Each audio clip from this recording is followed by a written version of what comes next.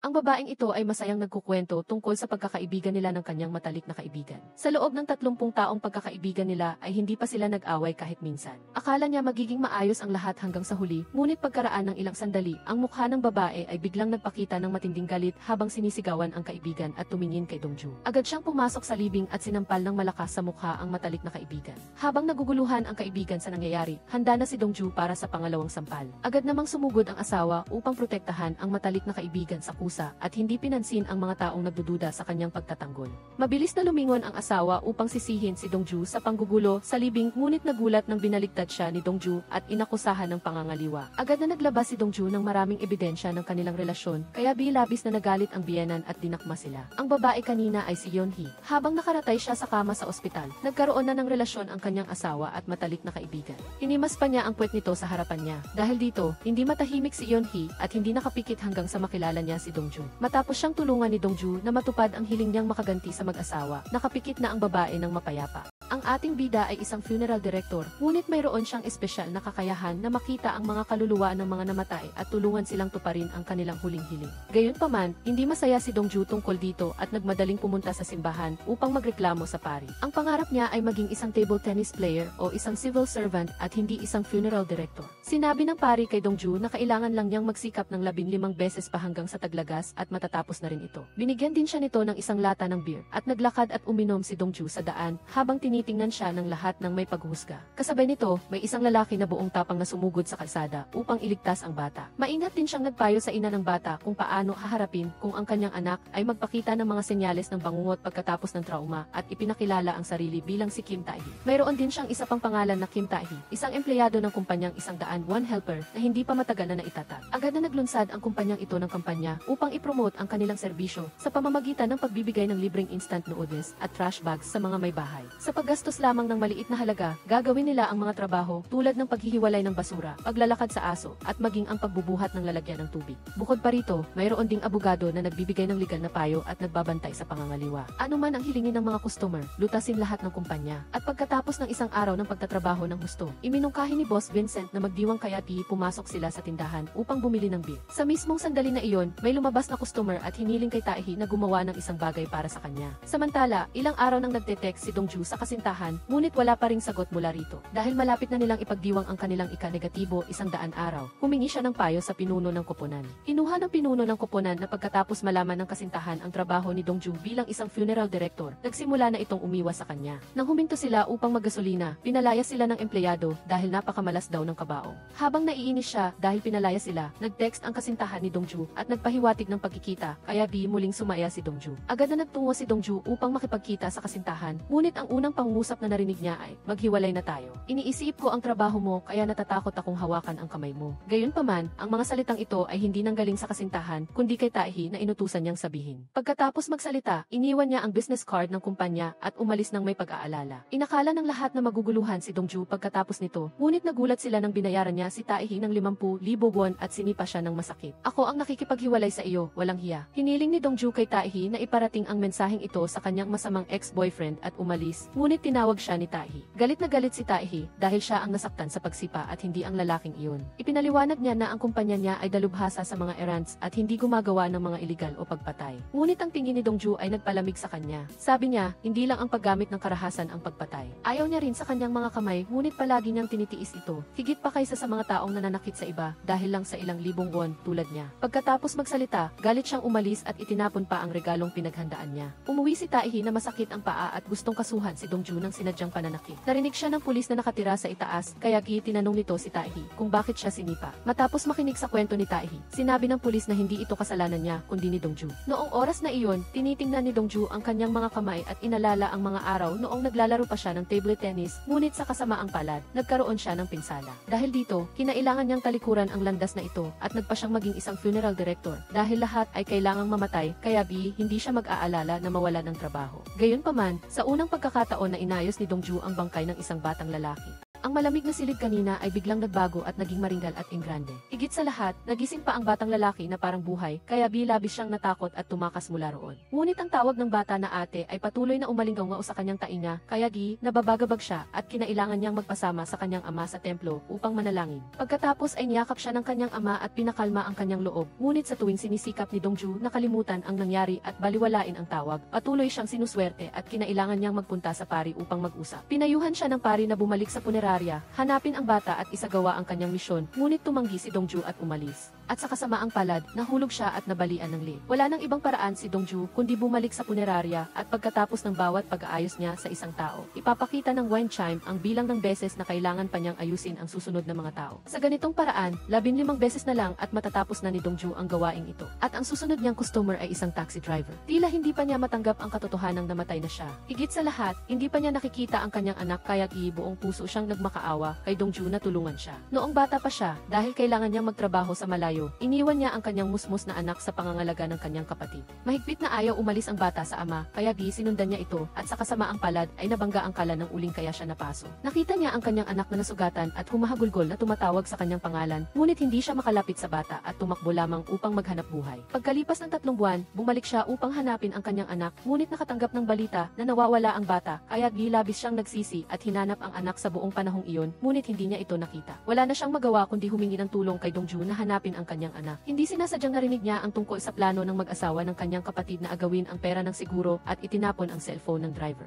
Gumawa siya ng paraan upang mabawi ang telepono at ipinadala ang balita ng pagkamatay ng lalaki sa mga kontak at naglagay din ng poster upang hanapin ang kanyang anak. Pagkatapos, bumalik si Dongju upang maghintay at nakita niya ang isang lalaki na may hitsurang labis na nagdadalamhati na naglalakad papunta sa libing kaya inakala niyang natagpuan na niya ang anak ng driver. Ngunit hindi niya inaasahan na nagkamali ito ng silid at humingi pa ng pabalik ng pera sa abuloy. Pagkatapos, hinatid niya ang lahat pauwi at bumalik sa Memorial Hall at nakita ang isang binata na nakayuko sa harapan ng pinto. Siya pala si Taehi. Nang makita ang mukha niyang puno ng luha at may peklat din sa kanyang kamay, kinumpirma ni Dongju na ito nga ang anak na matagal nang hinahanap ng driver. Ngunit hindi pala talaga siya ang anak dahil inutusan lang siya ng customer na magbantay sa punerarya. Sinabi niyang nakatanggap siya ng mensahe mula kay Dongju kaya siya pumunta at inakala niyang si Dongju ang customer na nagbayad sa kanya ng 1,000,000 won. Sa oras na iyon, inakala pa rin ng ating bida na siya ang anak kaya inabot niya kay Taehi ang paboritong pagkain ng bata na jjajangmyeon at isinuot pa ang armband ng nagdadalamhati kay Taehi. Pagkatapos, tumawag ang tatay ni Dongju at tinanong kung nakauwi na siya at nagsinungaling siyang nasa study room pa rin siya. Hindi pa rin niya sinasabi sa kanyang ama ang trabaho niya bilang isang funeral director.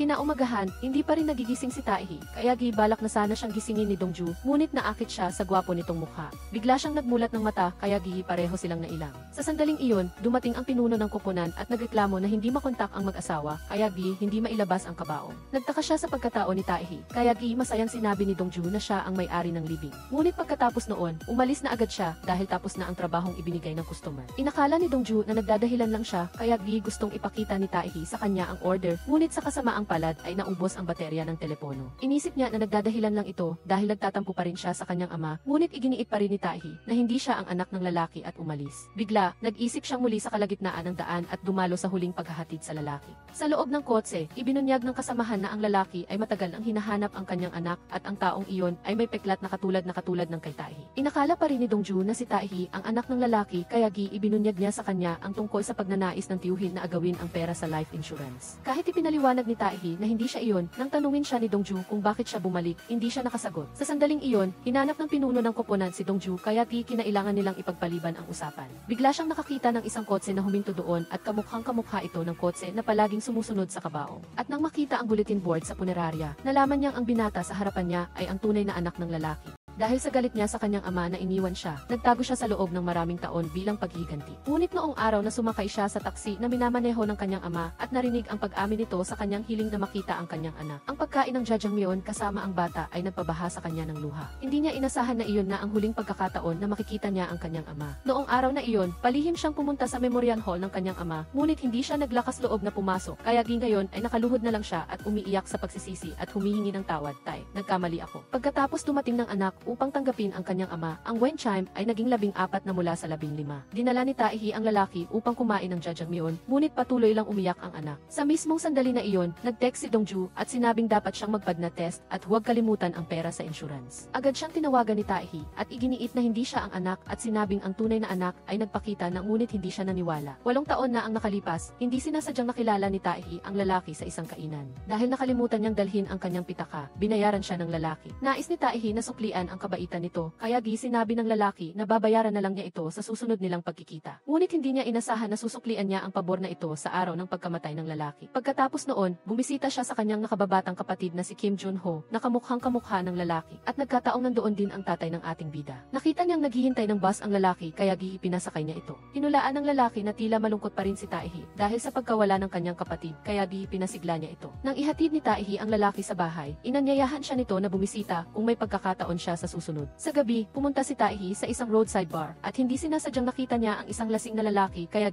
mabait niya itong tinulungang ihatid pa uwi. Sa kotse, ibinunyag ng lalaki na may hawak siyang 100 milyong won at seke at ibibigay niya ito sa kanyang asawa bilang anibersaryo ng kanilang kasal. Samantala, bukas na ang kaarawan ni Dongju, ngunit ayaw niyang banggitin ang araw na ito dahil namatay ang kanyang ina pagkatapos siyang isilang. Kaya lumaki si Dongju na iniisip na siya ang dahilan ng pagkamatay ng kanyang ina. Dahil lumaki ang anak na walang ina, mahal na mahal ni tatay si Dongju. Taon-taon, nagluluto siya ng sabaw ng damong dagat para sa kanya at gustong mag-leave ang kanyang anak ng isang araw para makapamili silang mag-ama. Ngunit alam niyang hindi naman sobrang mayaman ang kanyang ama, kaya tumanggi siya. Sa intersection, nakita na naman niya si Taehi habang pinapalitan ang customer sa pagkontrol ng trapiko sa harap ng paaralan. Habang abala silang dalawa sa pag-uusap, biglang nagtakbuhan ang mga bata at natapon niya ang bag na may sabaw ng damong dagat ni Dongju. Agad siyang sumugod sa gitna ng kalsada upang pulutin ang bawat piraso ng damong dagat na pinaghirapan ng kanyang ama na ihanda. Labis na nag-alala si Taehi at gustong bayaran siya, ngunit sinabi ni Dongju na hindi lahat ng bagay ay malulutas ng pera at nakipagtalo sa kanya sa gitna ng kalsada. Nagalit ang mga magulang doon dahil nagdulot si Taehi ng kaguluhan sa trapiko at habang nalilito siyang humihingi ng tawad sa kanila, mabilis na umalis si Dongju. Dahil sa insidente, nagalit ang mga customer sa serbisyo ng kumpanya at nagkaisa silang i-boycott ang kumpanyang 101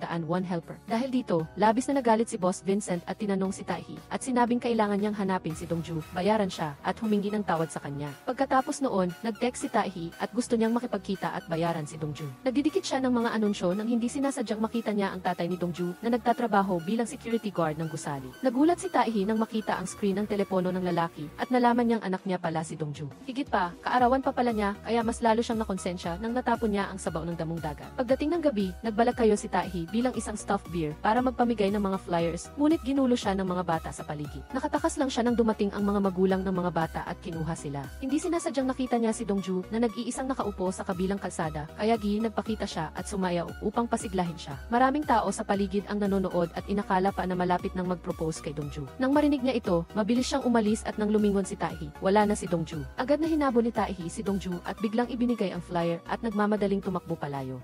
Nang bumalik siya, sinigawan siya ni Boss Vincent dahil hindi siya nagtrabaho at sa halip ay sumasayaw. Hiningi pa ng boss ang kanyang telepono upang makipag-ugnayan kay Dongju kaya nag-text si Taehi sa harap ng boss at nagmakaawa na makipagkita ulit sa kanya. Sa bahay, nakita ng tatay ang walang laman na lunchbox kaya naisip niyang kinain na ni Dongju lahat. Nagulat si Dongju nang buksan niya ang refrigerator at nakita ang isang birthday cake sa loob, ngunit binaliwala niya ito at bumalik sa kanyang silid. Tiningnan ni Dongju ang flyer na ibinigay ni Taehi at nakilala niya ito dahil sa peklat sa kanyang kamay. Agad siyang sumaya at ipinagdiwang ang kanyang ika-negatibo, 25 kaarawan kasama ang kanyang ama. Hindi niya alam na si Taehi ang nagdala ng cake. Pagkatapos, nag-reply si Dongju sa text message ni Taehi. Sinabi niya na kung magkita sila ulit, tatanggapin niya ang 50,000 won kanina. Kinabukasan, tinawag ng customer si Taehi upang maglinis ng mga gamit ng isang namatay. Binuksan niya ang kabinet at sumigaw nang makita niya si Dongju sa loob. Pala, ang susunod na customer ni Dongju ay ang may-ari ng bahay na ito. Ibinigay niya ang password sa bahay upang hanapin ang tseke para sa kanya. Kaya, palihim siyang pumasok sa bahay ng lalaki at hinanap ito. Ngunit habang naghahanap, narinig niya ang tunog ng pag-unlock kaya nagmadali siyang nagtago sa kabinet. Nang pumasok si Taehi sa bahay, nagulat siya na ang lalaking iyon ay ang taong hinatid niya kamakailan. Minsan siyang nagbunyag na mayroon siyang 100 milyong won, ngunit hindi pa rin alam ng asawa niya. Kaya, nang buksan ni Taehi ang pinto ng kabinet at makita si Dongju sa loob, nataranta siya at sumigaw. Sumenya si Dongju na manahimik siya at sinabing hindi siya masamang tao. Nagmakaawa siyang pagkatiwalaan siya niya sa pagkakataong ito. Maya-maya, pumasok ang may-ari ng bahay at inutusan si Taehi na linisin alisin agad ang kabinet kung saan nagtatago si Dongju. Binuksan niya ulit ang pinto at tinanong si Dongju kung ano ang ginagawa niya rito. Sabi niya hinahanap niya ang 100 milyong won. Tamang-tama, sinabi ng may-ari ng bahay na aalis muna siya sandali kaya nagpakita si Dongju ng kaawa-awang mukha at nagmakaawa kay Taehi na tulungan siyang makipagtulungan. Pagkaalis ng may-ari ng bahay, agad na lumabas si Dongju at naghanap sa lahat ng dako. Tamang-tama, tumawag si Boss Vincent kay Taehi at sinabing gawin na lang ng mabilisan ang trabaho dahil magpa-file din siya ng bankruptcy. Nakonsensya si Taehi nang marinig niya ito at nang lumingon siya, nakita niya si Dongju na nagkakalkal sa lahat ng dako. Patuloy siyang tumakbo sa silid upang hanapin ang kahon ng puting shirt na binanggit ng lalaki. Hindi nagtagal at nakita ito ni Taehi. Ngunit nang buksan nila, wala namang laman. Inisip niyang nagsisinungaling si Dongju kaya agad niyang tinawag ang may-ari ng bahay. Natakot si Dongju at gustong tumakas ngunit pinigilan siya nito. Agad niya siyang hinila sa isang gilid upang tumakas kaya nahulog at nabasag ang paso ng halaman. Pumasok ang may-ari ng bahay at labis na nagulat sa tanawin sa kanyang harapan. Laki ang hinanakit niya kay Taehi at nagsisi siyang kinuha niya ito. Sa paglilinis, hindi sinasadyang nasugatan niya ang kanyang kamay kaya naghanap siya ng band-aid. Gayunpaman, nakuha ng kalansing ni Dongju ang atensyon niya. Sa sandaling handa na ang babae na buksan ang pinto at pumasok, tumawag ang kapatid niya kaya napilitan siyang lumabas agad. Ipinasa na lang niya kay Taehi ang paglilinis. Agad na lumabas si Dongju at ipinagmalaki ang 100 milyong won na tseke na nahanap niya. Nangako siyang ibibigay niya ito kay Taehi, ngunit kailangan niyang panatilihing sikreto ang nangyari ngayon. Pagkatapos, ibinalik agad ni Taehi ang tseke sa asawa ng lalaki kasama ang mensaheng, humihingi ako ng tawad dahil may utang ako sa iyo. Ito ay may tuturing na regalo niya para sa kanyang asawa dahil sa lahat ng pagsisikap na pinagdaanan nilang dalawa sa mahabang panahon. Nang matanggap ng asawa ang tseke, hindi niya napigilan ang kanyang emosyon at napaiyak. Pagkatapos, umalis si Taehi at nakita ulit si Dongju. Nagtataka siya kung paano nalaman ni Dongju ang tungkol sa tseke at maging ang password ng bahay. Direkta siyang sinabihan ni Dongju na kung magkita sila ulit, sasabihin niya sa kanya. Alam din ni Dongju na nasugatan si Taehi, kaya binigyan niya ito ng band-aid. At pagkatapos matupad ang hiling, ang lalaki ay mapayapang tumawid sa kabilang buhay. Sa gabi, umuwi si Taehi at nakahiga lang na nakatitig sa band-aid habang bumubulong tungkol kay Dongju. Nagrereklamo naman ang kanyang tiyuhin dahil malapit na raw magbangkarote ang kumpanya. Kasabay nito, pumunta si Dongju sa simbahan upang makipagkita sa pari na tiyuhin din niya. Labis siyang nag-aalala dahil hindi sinasadyang natagpuan ng kanyang ama ang mga damit pang punerarya na nakalagay sa kanyang kabinet. Sa madaling panahon, malalaman din ng kanyang ama ang sikreto tungkol sa trabaho ni Dongju. Sa kabilang banda, labis na natuwa ang customer nang tulungan siya ni Taehi na mahanap ang 100 milyong won na tseke at ipinost ito online. Mabilis na kumalat ang balita at ang kumpanyang 101 helper ay nakatanggap ng maraming kahilingan mula sa mga customer. Dahil dito, labis na natuwa ang magtiyuhin at nagpunta sila upang magdiwang. Biglang naalala ni Taehi na hindi pa siya nakakapagpasalamat kay Dongju kaya tinawag niya ito para magkita at inilibre ng Korean barbecue. Ipinakita pa niya ang kanyang ii at iginiit na hindi siya ang anak ng taxi driver. Nagtanong din si Taehi tungkol sa trabaho ni Dongju at sinabi niyang magre-resign siya sa darating na taglagas para mag-aral para sa civil service exam habang pauwi. Nahihiya pang binigyan ni Taehi si Dongju ng maliit na regalo kaya bilabis siyang natuwa. Tila dahil dito, naging mas malapit ang kanilang relasyon. Kinaumagahan, nagulat si Dongju nang buksan niya ang kabinet at nalaman niyang tinapon na ng kanyang ama ang lahat ng kanyang itim na damit. Sabi ng kanyang ama, kamukha daw kasi iyon ng damit pang punerarya, kaya itinapon niya, kaya labis na nagalit si Dongju. Kaya napilitan si Dongju na bumili ng bagong damit para sa trabaho. Ngayon, sinalubong niya ang mga customer kasama ang pinuno ng koponan at ipinakita rin sa kanila ang embalming room dahil minsan ay biglang sumusugod ang mga miyembro ng pamilya upang makita ang kanilang mahal sa buhay sa huling pagkakataon. Kasabay nito, binigyan ng tatay ni Dongju si Taehi ng isang kahon ng pakwan upang pasalamatan siya sa pagdadala ng cake noong araw na iyon. Pagsapit ng gabi, habang pauwi si Dongju, nakita niya ang isang estudyanteng lalaki na binubuli ng mga masasamang loob. Dahil sa inis niya, kinuha niya ang tsinelas at ilang bato. Pagkatapos ay ginamit niya ang kanyang kasanayan sa table tennis upang turuan sila ng leksyon. Dahil dito, nagalit sila at sinubukan nilang saktan si Dongju. Ngunit sa kabutihang palad, dumating ang pulis sa tamang oras at tinulungan siya. Pagkatapos, umuwi si Dongju at nagmakaawa sa kanyang ama na hayaan siyang tumira ng mag-isa upang mas mapagtuunan niya ng pansin ang pag-aaral para sa civil service exam bagamagi, labag sa kalooban niyang umalis ang kanyang anak. Naisip niyang hindi niya pwedeng ipaalam sa anak na nagde-duty siya sa gabi kaya pumayag siya. Kaya, kinaumagahan nang lumipat si Dongju doon, nakita niya ang tiyuhin ni Taehi at ang pulis na nakatira rin doon.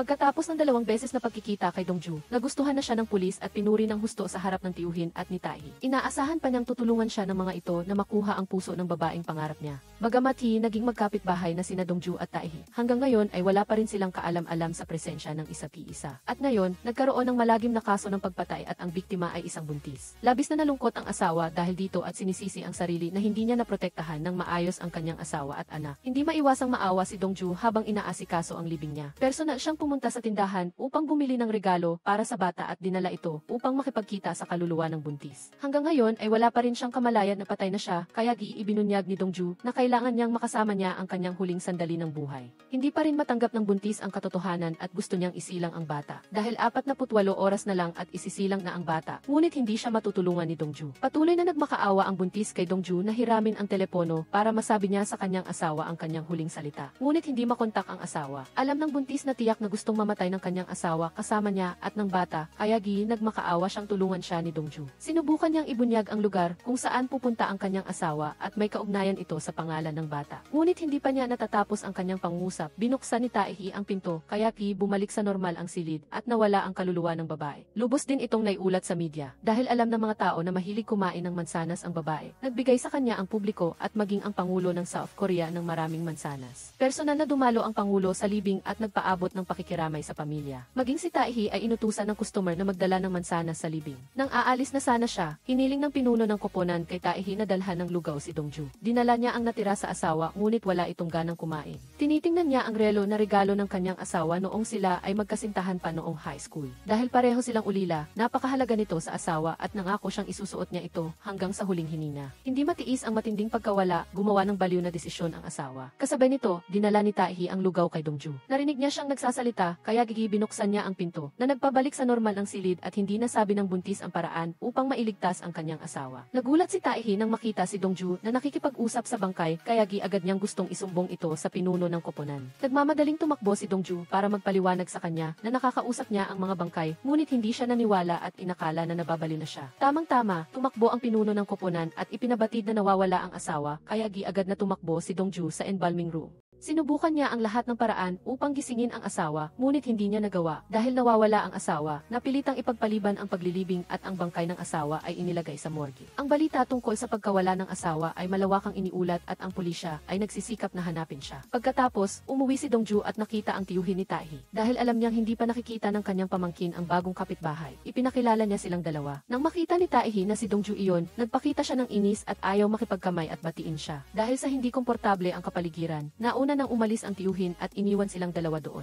Dito na nagsalita si Taehi at hiniling sa bida na umalis na sa dahilan na labis siyang galit dito. Hindi pa tapos, hiniling din niya kay Dongju na huwag na siyang sundan pa kaya labis siyang naasar. Agad namang bumalik si Dongju upang mag-empek at lumipat. Kinabukasan, pinuntahan niya ang kanyang matalik na kaibigan na si Yoo Sora at hiniling na makita ang medical na record ng buntis, ngunit tumanggi ito. Agad siyang naglabas ng litrato ng isang gwapong lalaki at sinabing ipakikilala niya ito sa kanyang ama at inagaw ang ex-2 at tumakbo. Pagkatapos, pumunta siya sa apartment ng mag-asawa upang tingnan ito, ngunit matagal na itong nakasiling. Nang makita na kahina-hinala si Dongju, tinanong siya ng pulis kung sino siya at kung ano ang ginagawa niya roon. Paglapit niya sa kanila, nakilala nila si Dongju bilang isang funeral director. Kaya nagdahilan siya na nagkataon lang na napadaan siya roon. Habang nagdadalawang isip, mapalad siyang nakita niya ang pulis na si Haian, kaya nagpunta silang dalawa sa convenience store para mag-usap. Nang makita si Dongju na pumunta roon, naisip niyang siya ay isang taong emosyonal at nagmamalasakit ng husto sa pamilya ng namatay. Ngunit pinangaralan pa rin niya ito na manatili na lang sa bahay para sa kaligtasan dahil napakadelikado sa labas na yon. Lalo na para sa isang babaeng tulad niya, napansin ni Haian na gusto ring mabilis na matagpuan ni Dongju ang asawa, kaya sinabihan niya itong magdasal ng husto sa Diyos at magtiwala sa pulisya. Sa gabi, malungkot na nagpunta si Dongju sa isang bar at hindi inaasahang nakita niya si Taehi. Tunay na nagkita sila sa masikip na daan. Nang makita niya ang bida, tumalikod agad siya at umalis kaya naasar si Dongju at hinabol siya at isinaksak ang balita tungkol sa nawawalang asawa sa mukha ni Taehi. Galit niyang sinabi na kung hindi siya nagbukas ng pinto noon, narinig na sana niya ang sinabi ng asawa at nailigtas ang asawa. Inisip ni Taehi na sinisisi siya ng baliw na babaeng ito, kaya galit siyang sumigaw sa mukha niya. Ngunit sinabi ni Dongju na siya ang laging sumusunod sa kanya. Pagkatapos magsalita, umalis siya at tumuloy sa matalik niyang kaibigan. Ngunit sa kasamaang palad, magsisimula na ang construction doon kinabukasan, kaya hindi siya pwedeng manatili roon ng matagal. Tinawagan niya ang kanyang ama at nagsinungaling na ayos lang siya at napakakomportable ng bago niyang tirahan para hindi na ito mag-alala sa kanya. Kinabukasan, kasama ang kanyang matalik na kaibigan, nagpunta siya sa probinsya sa paghahanap ng isang tagapagbalita, ngunit nagsinungaling sa kanila. Sa daan, nakita ni Baek Dongju ang balita na may natagpo ang bangkay ng lalaki sa tabi ng ilog kaya dali-dali siyang tumakbo upang kumpirmahin. Ngunit sa kabutihang palad, ito ay isang bombero na naaksidente habang naglilingkod at hindi ang asawa na hinahanap niya. Mula kahapon, nag-aalala pa rin si Kim Taehi dahil sa sinabi ni Dongju. Sinubukan niyang pumunta sa tabi ng ilog upang kumpirmahin kung ang bagong natagpo ang bangkay ay ang asawa. At nang malaman niyang hindi iyon ang asawa, tinawagan tinawagan ni Taehi si Pulis Seo Hayaan upang magtanong tungkol sa kinaroroonan ng asawa. Saan mang dako, ipinaalam ng pinuno ng koponan na ang libing ay maaari lamang ipagpaliban hanggang sa katapusan ng araw. Kung hindi bumalik ang asawa, mapipilitan siyang asikasuhin ang bangkay ng buntis na babae bilang isang kaso na walang nagluluksa. Habang nagmamaneho si Kim Taehi, narinig niya sa radyo ang tungkol sa pagtatagpo ng asawang babae at ng kanyang asawa. Narinig ni Taehi na nabanggit sa kwento ang pangalan ng nawawalang asawa. Pareho silang lumaki sa isang ampunan, kaya bihi palagi nilang ninanais ang isang kumpletong pamilya. At pagkatapos magpakasal, nabuntis ang asawa. Lahat ay masaya at naghihintay sa pagdating ng bata at pinangalanan itong Taesang Im. Narinig ni Kim Taehi ang pangalang ito at nagulat at naalala na nabanggit na ni Baek Dongju ang pangalan ng bata. Ipinaliwanag ng asawang babae na ang pangalan ay ipinangalan sa isang tulay kung saan sila nagpangako sa isa't isa. Tumingin si Taehi sa telepono at biglang may napagtanto kaya tumakbo siya sa tulay. Sa katunayan, naroon ang asawa at balak niyang tumalon. Dumating si Taehi sa tamang oras at pinigilan siya. Sumigaw ang asawa at nagpumiglas na pakawalan siya ni Taehi. Ngunit sinubukan niya pa ring yakapin siya ng mahigpit at sinabi na may sulat ang asawa na nais niyang iparating sa kanya. Wonho, salamat, kung magkakaroon pa ng susunod na buhay, ako pa rin si Seogang. Makikita ko ulit si Wonho at babayaran ko ang lahat ng utang ko sa kanya. Bago mamatay, ipinadala ng asawang babae ang kanyang kwento sa istasyon ng radyo. Ngunit hindi niya inaasahan na iyon na pala ang huling salita na maipapahayag niya sa kanyang asawa. At kagabi, nakita ni Baek Dongju ang address ng tagapagbalita sa radyo sa probinsya, kaya naglakbay siya ng malayo mula sa Seoul upang hanapin siya. Espesyal niyang hiniling sa kanya na basahin ang kwento ng asawang si Seogang, sa pag-asa na maririnig ito ng asawa at magbabago ang kanyang isip. Sa oras na ito, naibigay na rin ni Kim Taehi ang asawa at matagumpay siyang naibalik sa lamay. Mano-mano pinigan ng asawa ang apple juice para sa kanyang asawa dahil nahihirapan siyang kumain dahil sa pagbubuntis. Hindi siya makainom ng juice na gawa sa makina dahil may amoy na metal. Pagkatapos, dinala niya ito sa silid ng pag-iingat at hinaplos ang bangkay ng kanyang minamahal na asawa. Hinalikan ng asawa ang noo niya ng marahan, nangako na magkikita muli ang kanilang pamilya sa susunod na buhay. Matapos makumpleto ang lahat, ang wind chime ay nagpakita na lamang ng 12 beses na natitira. Nang gabing iyon, biglang nakita ni Kim Taehi ang kanyang namayapang nakababatang kapatid na si Kim Junho. Walang malay na nagtanong ang bata kung bakit niya pinatay si Junho na nagpagising kay Taehi. Napagtanto niyang isang panaginip lang iyon, ngunit sapat na upang maging takot siya. Lumalabas na dating doktor si Taehi. Ngunit hindi niya nailigtas ang buhay ng kanyang nakababatang kapatid. Ito ay naging isang malaking pagdurusa sa puso ni Kim Taehi na nagtulak sa kanya upang talikuran ang propesyon ng pagiging doktor. Ang batang lalaki ay walang iba kundi ang unang tao na tinulungan ni Baek Dongju sa unang araw niya sa trabaho. Sa unang pagkakataon na hinawakan niya ang batang ito, nagbago ang silid at nagising ang bata na labis na ikinatakot ni Dongju. Naalala bigla ni Kim Junho na nakalimutan niya ang kanyang singsing sa pamilihan ng bulaklak ng bulak at nais niyang lumabas upang hanapin ito, ngunit hindi mabuksan ang pinto. Kabaliktaran niya, nabuksan ito ni Dongju kaya buong puso siyang nakiusap kay Dongju na tulungan siya. Ngunit dahil sa matinding takot, tumakas si Dongju palayo roon ng buong bilis. Sa kabila nito, nananatili pa rin sa kanyang pandinig ang mga salita ng bata, kaya nagdesisyon siyang tumakbo sa pamilihan ng bulaklak ng bulak upang hanapin ang kahon ng singsing. Kahit na hinahabol siya ng kanyang ama ay hindi siya lumingon. Naghanap siya sa lahat ng dako at sa wakas ay natagpuan niya ang kahon ng singsing na nakabalot sa isang sulok. Naalala ni Baek Dongju na sinabi ng pinuno ng koponan na ang bahay ng bata ay nasa may umbiyaong numero 79, kaya dinala niya ito sa address na iyon na may balak na isauli ito. Ngunit hindi inaasahan na lumipat na ang pamilya ng bata ilang araw na ang nakalipas at hindi alam ng tiyahin sa kapitbahay kung saan sila nagpunta. Sinabi ni Dongju na mayroon siyang mahalagang bagay na kailangan niyang isauli sa kanila, kaya nakiusap siya sa tiyahin na tawagan siya. Gayunpaman, pinalitan na rin nila ang numero ng telepono, kaya dinala na lamang ito ni Dongju sa bahay at itinago. Pagkatapos, pumunta si Baek Dongju sa simbahan upang makita ang kanyang tiyuhin at sinabi na marahil ay matatanggal siya sa trabaho kapag nagsumbong si Kim Taehi sa pinuno ng koponan. Ngunit ayos lang dahil hindi naman talaga gusto ni Dongju ang trabahong ito. Isang bagay lang ang nagpapabigat sa kanyang kalooban, iyon ay ang hiling ng batang iyon. Kahit na nagtanong siya sa mga kaibigan ng bata sa paaralan, sa sentro ng komunidad at sa kumpanya ng paglilipat ng bahay, wala pa ring bakas ng pamilya ng bata. Pinalakas ng pari ang loob ni Dongju at sinabing tiyak na tutulungan siya ng Diyos na magtagumpay.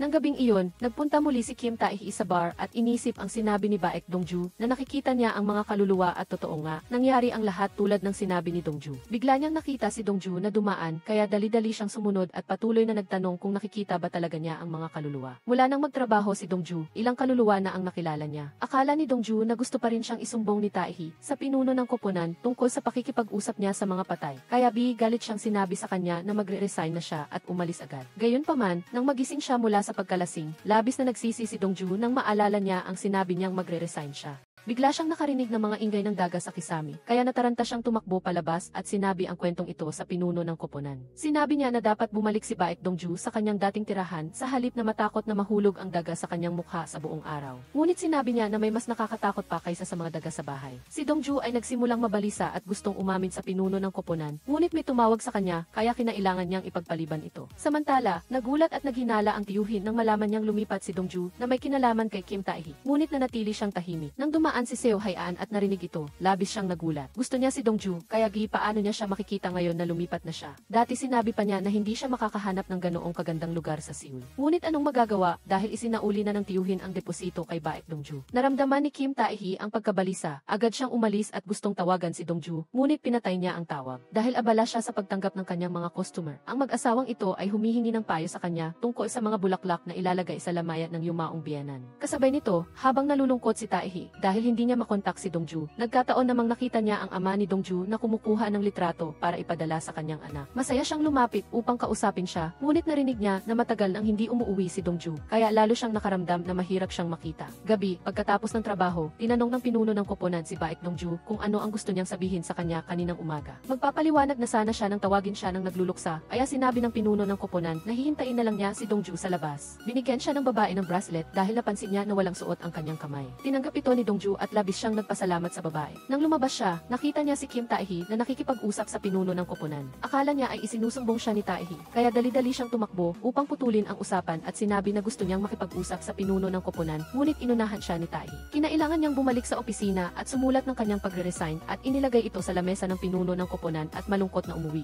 Sa oras na ito, sinabi ni Kim Tae-hee sa pinuno ng koponan na tiyak na magre-resign si Baek Dongju dahil sa kanyang pagkakamali at hiniling niya sa pinuno ng koponan na panatilihin siya. Bagamat hindi alam ng pinuno ng koponan ang buong detalye, pinayuhan niya si Tae-hee na taos pusong humingi ng tawad kay Dongju. Noon, tinawagan ni Seo Hae-an si Dongju at sinubukan ang lahat upang kumbinsihin siyang huwag umalis, ngunit determinado na siyang huwag nang bumalik doon. Nag-iisa si Dongju na naglalakad sa madilim na eskinita at biglang may isang lalaki na lumitaw mula kung saan at sumunod sa likod niya. Napansin ni Dongju ang kanyang presensya at hiniling na pumunta agad si Pulis Hae-an sa kanyang kinaroroonan. Sa sandaling lumabas siya sa eskinita, nakita niya si Tae-hee at nawala ang lalaki na labis na ikinagulat niya. Nagsinungaling si Kim Tae-hee na nagkataon lang siyang dumaan at hiniling na bumalik siya sa kanyang inuupahang silid. Hindi siya umimik at pumasok sa loob upang mag-ayos ng kanyang bagahe at sinundan siya ni Tae-hee hanggang sa hintuan ng boss. Hiniling niya na bumalik siya dahil wala pa namang umuupa sa silid. Ako ba ang taong kaya mong paalisin kung gusto mo at tawagan kung ayaw mo? Dahil alam ni Tae-hee na siya ang may kasalanan, humingi siya ng paumanhin kay Baek Dongju na ikinataka niya. Nakatanggap silang dalawa ng mensahe mula sa pinuno ng koponan na nagsasabing huwag silang malate bukas, kaya nagulat si Dongju at napatingin sa kanya. Nagtanong siya, ano ang sinabi mo sa aking pinuno ng koponan? Nautal na sinabi ni Tae-hee na pinuri niya lang si Dongju na masipag magtrabaho. Sa sandaling dumating ang bus, dali-dali niyang kinuha ang bagahe ni Dongju at inilagay sa bus. Pagkasakay pa lang nila, umalis na ang bus bago pa sila makahanap ng balanse, kaya pareho silang natumba at nagkabanggaan. Nagkatinginan sila sa isa ng maihiya at mabilis na naghiwalay na parang walang nangyari. Sinadya ni Kim Tae-hee na makipag-usap at inalok si Baek Dongju na kumain ng udon noodles, ngunit diretsahan siyang tumanggi at sinabihan siyang manahimik. Sa oras na iyon, pauwi na ang pinuno ng koponan nang makita niya ang isang babae na tila pamilyar sa kanya. May dala siyang bata na mukhang naghihirap at gustong mangutang ng 300,000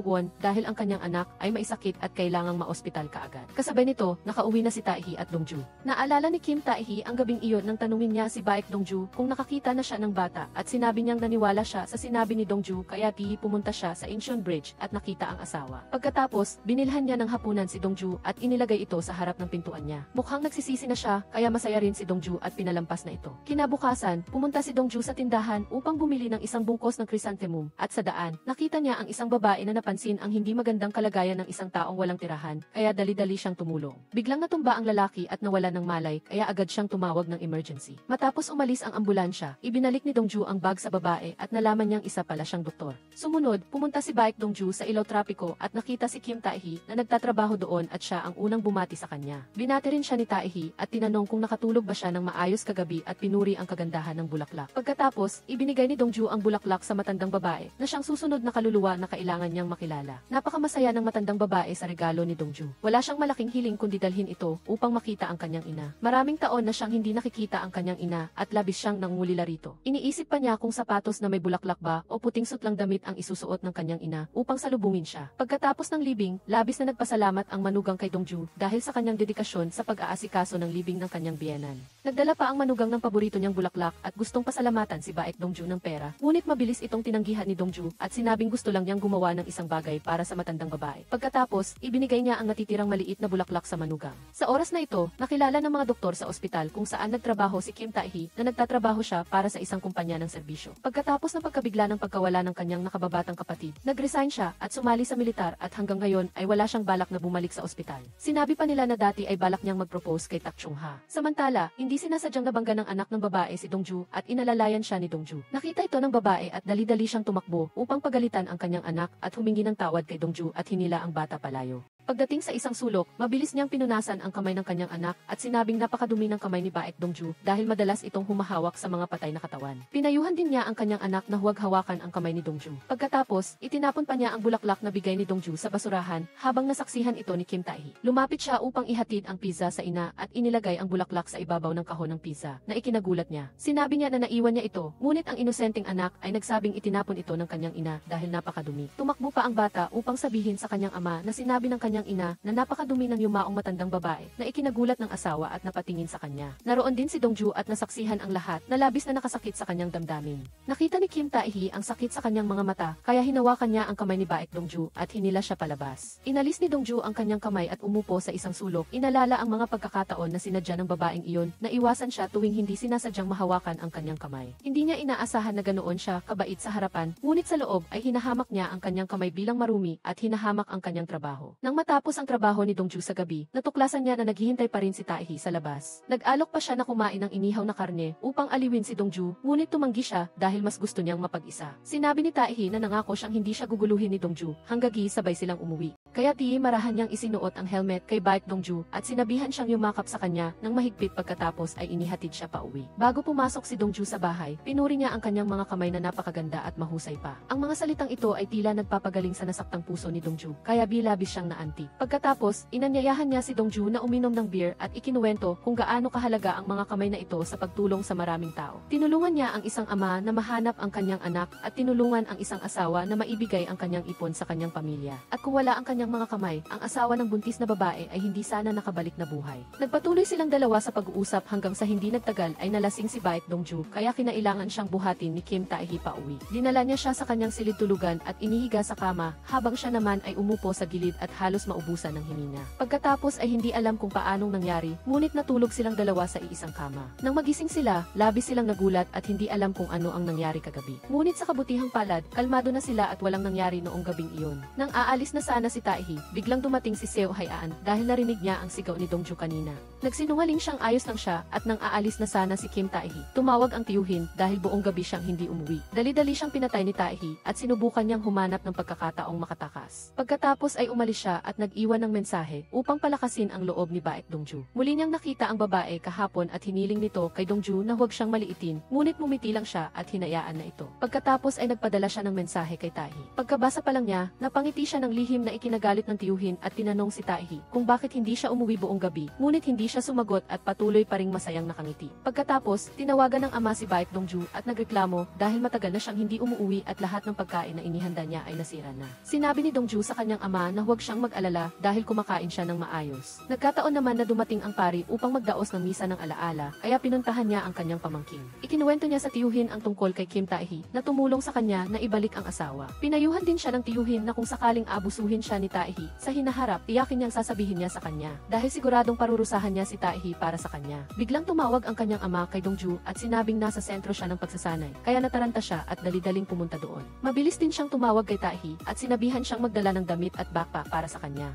Mabilis na nakarating si Kim Tae-hee sa lugar, ngunit hindi niya inaasahan na makikita niya ang ama ni Baek Dongju na nakatayo sa labas. Natatakot na makikilala siya ng ama, mabilis siyang nagtago sa likod ng tiyuhin na may dalang mga kalakal at ibinigay ang damit kay Dongju. Dali-dali silang pumasok sa dressing room, ngunit paglabas nila ay hindi inaasahan na nakita nila ang ama. Nagulat siya na kilala rin ni Tae-hee ang kanyang anak at nakatira pa sa iisang bahay. Nagtaka siya kung paano sila nagkakilala, kaya mabilis na sinabi ni Tae-hee na nagre-review din siya para sa pagsusulit ng serbisyo sibil. Biglang tumawag ang pinuno ng koponan, kaya mabilis itong itinago ni Dongju na naghinala sa ama. Mabilis na nagpaliwanag si Tae-hee na iyon ay mga tawag lamang na nakakagulo. Kasabay nito, tumawag ang tagapamahala ng gusali kung saan nagtatrabaho ang ama ni Baek Dongju, kaya nagulat din siya at mabilis na isinara ito. Nakita ito ni Dongju at nagtanong kung sino iyon, ngunit ang ama ay nag-aalangan at hindi alam kung ano ang sasabihin. Sa tamang oras, tinulungan siya ni Kim Tae-hee na itago ito at nagsinungaling na tumawag lamang ang tagapamahala ng sementeryo upang mag-alok ng espesyal na alo. Sa daan pa uwi, nagtaka si Tae-hee kung bakit pinili ni Dongju ang trabaho ng pagiging funeral director. Taos puso siyang nagbahagi na wala siyang maraming kwalifikasyon o anumang espesyal na kasanayan kaya pinili niya ang trabahong ito. Nakatanggap pa nga siya ng maraming benepisyo at may edad pa ng pagreretiro. Dati, umaasa si Baek Dongju na makakakuha siya ng gintong medalya sa Olympic para sa table tennis, ngunit hindi niya inaasahan na ang kasalukuyang buhay ay malayo sa kanyang inaasahan. Pagkatapos, tinanong niya si Kim Tae-hee kung bakit siya nagtatag ng kumpanyang Aon. Sinabi lang niya na naglingkod siya sa militar at pagkatapos ay kasama ang tiyuhin ay itinatag nila ang kumpanyang ito at hindi binanggit ang anumang tungkol sa nakaraang insidente. Sa oras na ito, dumating si Pulis Seo Hae-an sa bahay upang uminom kasama ang tiyuhin at humingi ng tulong sa tiyuhin upang ipares siya kay Dongju. Sinabi niya na malaki ang kanyang kontribusyon dahil ibinalik niya si Dongju na ikinagulat ng tiyuhin. Dahil napansin niya na humiling si Dongju na lumipat pagkatapos lamang niyang makilala si Tae. Siguro nag-away sila at nagbati.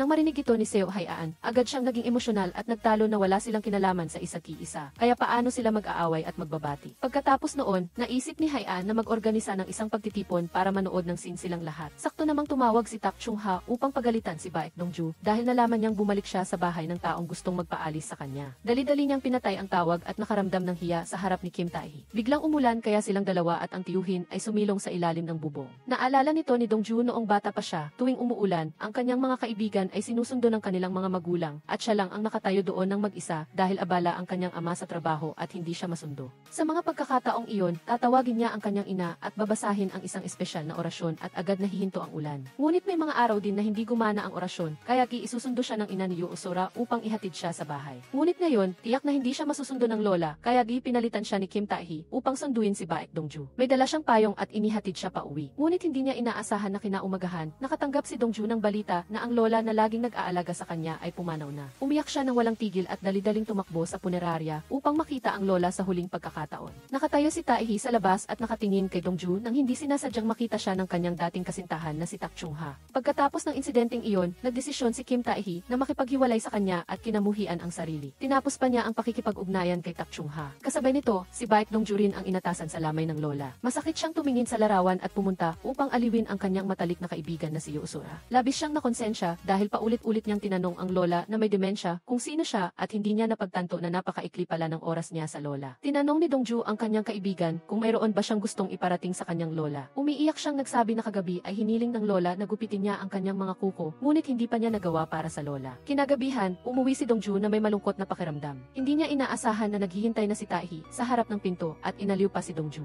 Sinabi ni Kim Tae-hee na marahil ay masaya ang lola na kasama niya si Baek Dongju sa huling sandali ng buhay nito. Kinabukasan, pinuntahan niya ang lola bago dalhin ang labi at tinulungan si Yoo Sora na gupitin ang mga kuko ng lola. Umiiyak siya habang nagmamakaawa, "Lola, wag po kayong umalis." Ayaw din umalis ng lola kina Dongju at Sora, ngunit wala na siyang magagawa. Bago siya umalis, may inihanda siyang regalo sa kasal para kay Sora at hiniling niya kay Dongju na ibigay ito para sa kanya. Siyempre, pumayag siya at labis na nagpasalamat dahil inalagaan siya ng lola sa loob ng mahabang panahon bilang kapalit ng kanyang ina. Bago sila magpaalam ng tuluyan, hiniling ng lola kay Dongju na hanapin ang tunay niyang pag-ibig at mamuhay ng masaya. Paglabas niya sa silid ng pag-iingat, malungkot na niyakap ni Sora si Dongju.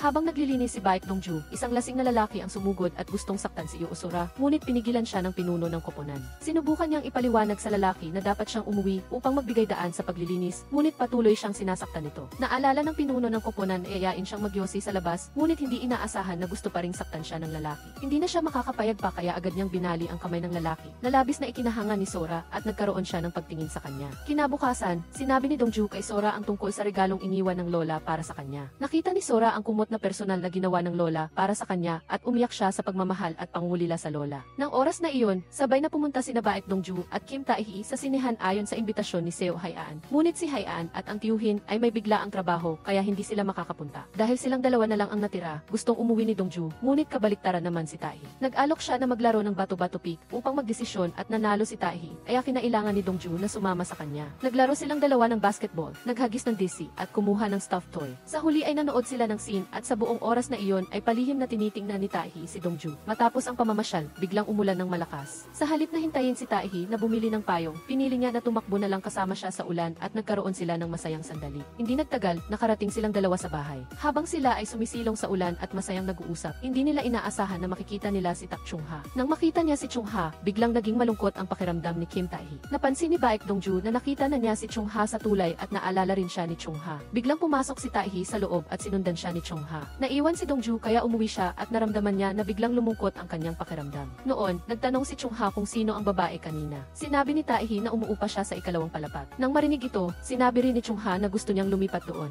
Napansin niya na napakawalang bahala ni Taehi sa kanya, kaya nagtaka siya kung bakit hindi man lang siya tinanong ni Taehi tungkol sa kanyang kalagayan nang magkita sila ulit. Akala ko ayos ka lang, inisip mo ba ako? Tumahimik si Kim Taehi at binigyan si Tak Chung-ha ng isang tasa ng mainit na inumin. Nag-usap silang dalawa sa ilalim ng napakahigpit at awkward na kapaligiran. Pinayuhan niya siya na huwag na siyang mag-alala pa dahil hindi iyon ang kasalanan ni Taehi. Ngunit nanahimik lang siya at hindi sumagot. Hindi nagtagal, umalis si Chung-ha at naiwan si Taehi na tahimik sa lugar na iyon. Kinabukasan, nagulat ang tiyuhin nang bumalik siya at makita ang kanyang pamangkin na nakasiksik ang ulo sa refrigerator. Nang tanungin, sinabi niya na sinusubukan niyang magpalamig dahil mailagnat siya. Pagkatapos, bumili si Taehi ng gamot para sa lagnat. Pagbalik niya, nakita niya ang pari na naroon. Nagulat siya nang malaman na ang lugar na ito ay ang kumpanya ng serbisyo ng AON. Masayang binati ng tatlo ang isa't isa at sinabi ng pari na pumunta siya roon upang hanapin ang kanyang pamangkin na si Baek Dongju. Pagkatapos, nagsagawa ang pari ng isang seremonya ng pagpapala para sa kumpanya. Nang matapos, hindi sinasadyang natapon niya ang isang tasa ng tubig sa paa ni Dongju kaya dali-dali itong pinunasan ni Kim Taehi para sa kanya. Nakita ng pari ang pag-aalala ni Taehi at ngumiti ng may kasiyahan. Nang nagpapaalam na ang lahat, nag-alok pa ang pari na imbitahan ang magtiyuhin na bisitahin ang kanyang simbahan. Kilala rin ang simbahan sa napakasarap na pagkain. Si Vincent ay dumaan kaya inihatid niya ang pari sa simbahan. Ngunit tila natatakot ang pari sa pagsakay sa motorsiklo kaya mahigpit siyang yumakap sa tiyuhin. Pagkatapos, inanyayahan ni Taehi si Dongju na kumain ng noodles, ngunit kailangan muna niyang pumasok sa bahay ni Dongju.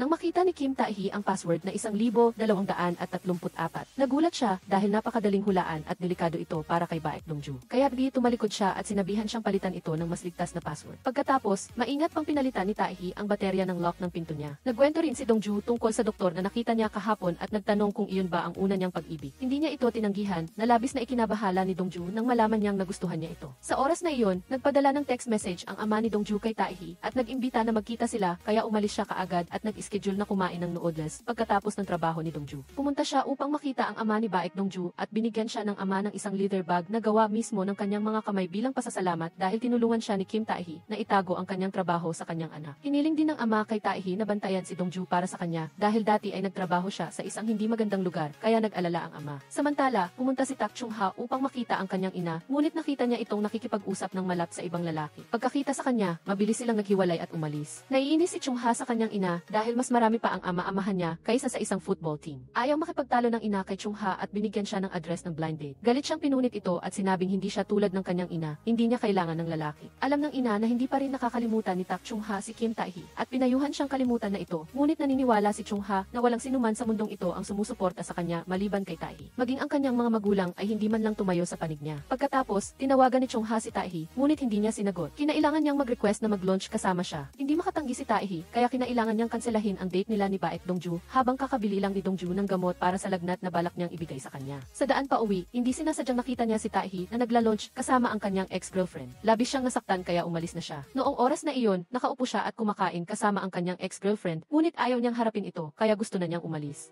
Dali-daling sinabi ni Tak Chung-ha na magpapakasal na naman ang kanyang ina sa ibang lalaki at humingi ng awa kay Kim Taehi. Sa oras na ito, ang babae noong nakaraang araw ay nag-text ulit upang mangutang ng pera sa pinuno ng koponan at sinabing may sakit sa puso ang kanyang anak. Agad siyang tinawagan pabalik ngunit hindi niya ito makontak. Pagkalingon niya, nakita niya si Yusora. Binigyan niya siya ng regalo dahil tinulungan niya ang kanyang lola na pumunta sa langit at mahigpit niyang pinayuhan na itago ito kay Baek Dongju. Binuksan ito ng pinuno ng koponan at nakita ang isang kaldero ng lugaw. Lumalabas na inubos niya ang lahat ng karne sa bahay upang ilaga ito para sa kanya. Kasabay nito, tinanggap ni Dongju ang alok ni Seo Hayan na mag-launch. Tumingin siya sa labas at nakita ang batang lalaki na laging nambubuli ng kanyang kaibigan na nakaupo sa kabilang panig. Iniling pa ng tindera si Hayan na arestuhin ang binatilyo dahil madalas itong bumibili ng sigarilyo habang nakasuot ng uniforme. Hindi rin maganda ang pakiramdam ni Dongju para kumain, kaya nagpaalam muna siya kay Hayan. Pagtawid niya sa kabilang kalye, nakita niya si Taehi na kausap ang estudyanteng lalaki, kaya sinabi niyang siya na ang bahala sa sitwasyon at pinahabol siya kay Dongju. Inihatid niya ito at sinabing hindi pa siya nakakakain ng tanghalian, kaya naisip nitong nagsisinungaling siya at nagalit na humiling na bumaba na. Nang mga oras na iyon, dinala ni Haian ang estudyanteng lalaki at tumawag ang pamilya nito, kaya kinalagkad niya ito sa lamay ng kanyang lola. Ngunit labis na nabagabag ang binatilyo at agad na lumabas. Hinabol siya ni Haian at nagulat siyang makita si Dongju na nagtatrabaho roon.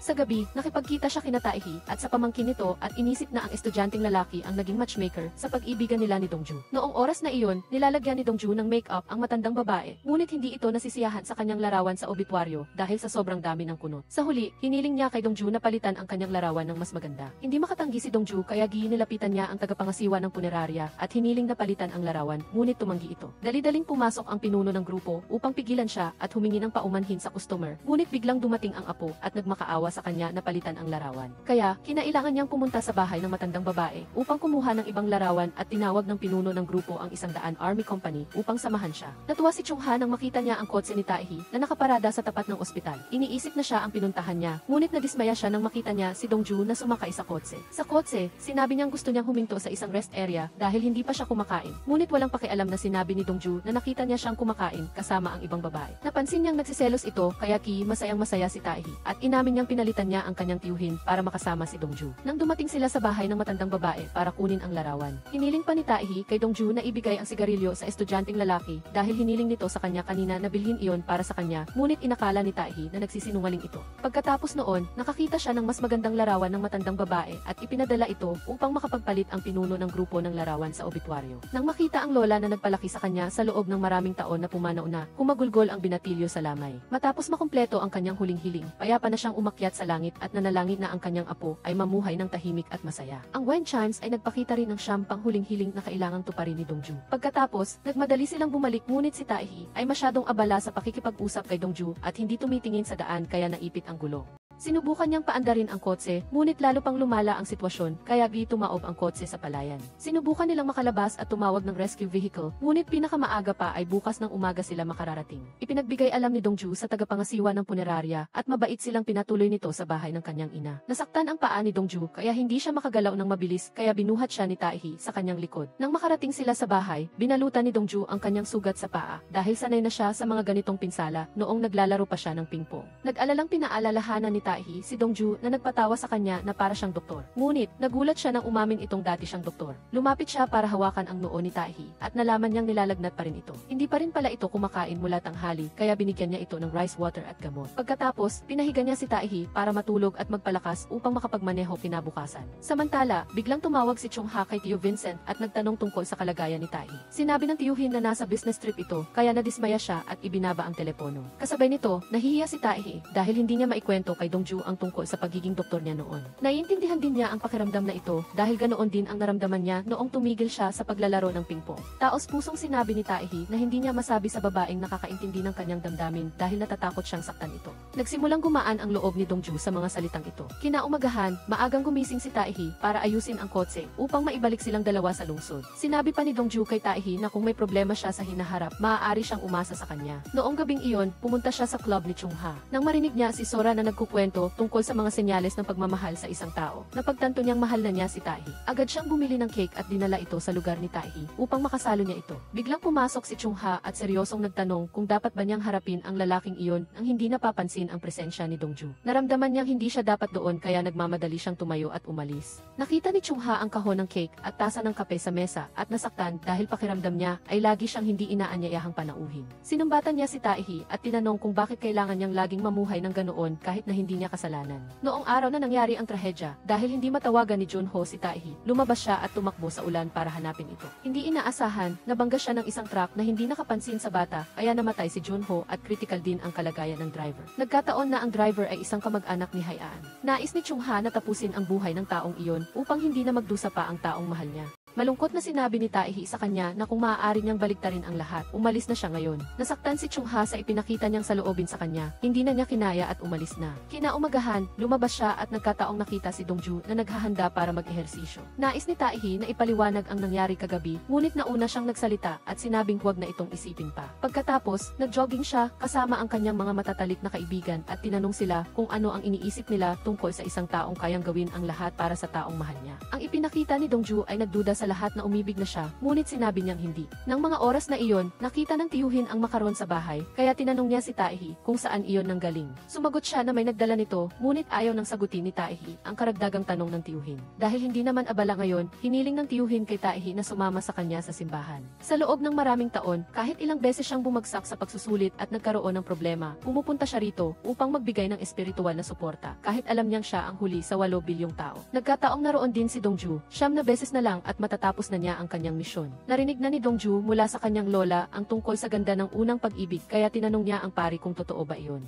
Kaya masiglang ikinuwento ng pari ang kanyang unang pag-ibig kay Dongju, ngunit hindi pala iyon ang talagang gustong malaman niya. Napagtanto ng pari na umibig na ang kanyang pamangkin at gusto niyang malaman ang tungkol sa unang pag-ibig, kaya taos puso niyang pinayuhan si Dongju na huwag nang magtanong pa tungkol sa unang pag-ibig ng isang lalaki. Kung hindi, magdudulot lang iyon ng sakit. Pagkatapos, sinabi ng pari kay Dongju ang tungkol kay Taehi. Mas mabait pala ito kaysa sa inaakala niya, dahil noong una ay inakala niyang binubuli nito si Dongju. Masiglang nag-usap ang pari at ang tiyuhin, ngunit sina Dongju at Taehi lang ang nakaupo at nagtitigan ng hindi makapagsalita. Pagkatapos kumain, naglakad-lakad silang lahat sa labas ng bakuran. Nakita nilang nagdala ng merienda ang mga magulang para sa mga bata. May isang bata na nahihiya at hindi lumapit upang kunin ito na nagpaalala kay Dongju sa kanyang pagkabata. Noong elementarya pa siya, ganoon din, hindi siya naglakas loob na tumakbo at kumuha ng merienda mula sa mga magulang tulad ng ibang bata. Si Sora lang ang nakapansin at nagdala ng cake sa kanya. Pagkatapos, nagbahagi ang mga bata ng kanilang mga karanasan sa paglilibang kasama ang kanilang mga pamilya na nagpaalala kay Taehi ng kanyang naputol na pangako sa kanyang namatay na nakababatang kapatid. Kasabay nito, muling lumapit ang babae para humingi ng tulong at humiram ng pera sa pinuno ng grupo upang iligtas ang kanyang anak. Nagtaka siya kung bakit hindi man lang pinansin ng asawa ang mag-ina at gusto niyang gamitin ang telepono ng asawa para tawagan ito. Sa sandaling iyon, dumating ang kanyang ama at galit na sinigawan ang pinuno ng grupo na sinasabing nagdadala lang siya ng kamalasan sa kanya at sa kanyang apo. Nakita ito ni Sora at binatukan ang lalaki at sinabing nagkamali siya ng tao. Habang nagmamaneho si Taehi kina Dongju at sa tiyuhin, inilabas ng tiyuhin ang makaron na regalo ni Dongju at gustong kainin iyon, ngunit inagaw ito ni Taehi. Sa sandaling iyon, sinabi ng pinuno ng grupo kay Dongju na tapusin na niya ang apprenticeship instruction file para sa bagong empleyado, kaya nagkaroon ng dahilan si Dongju para bumaba ng kotse.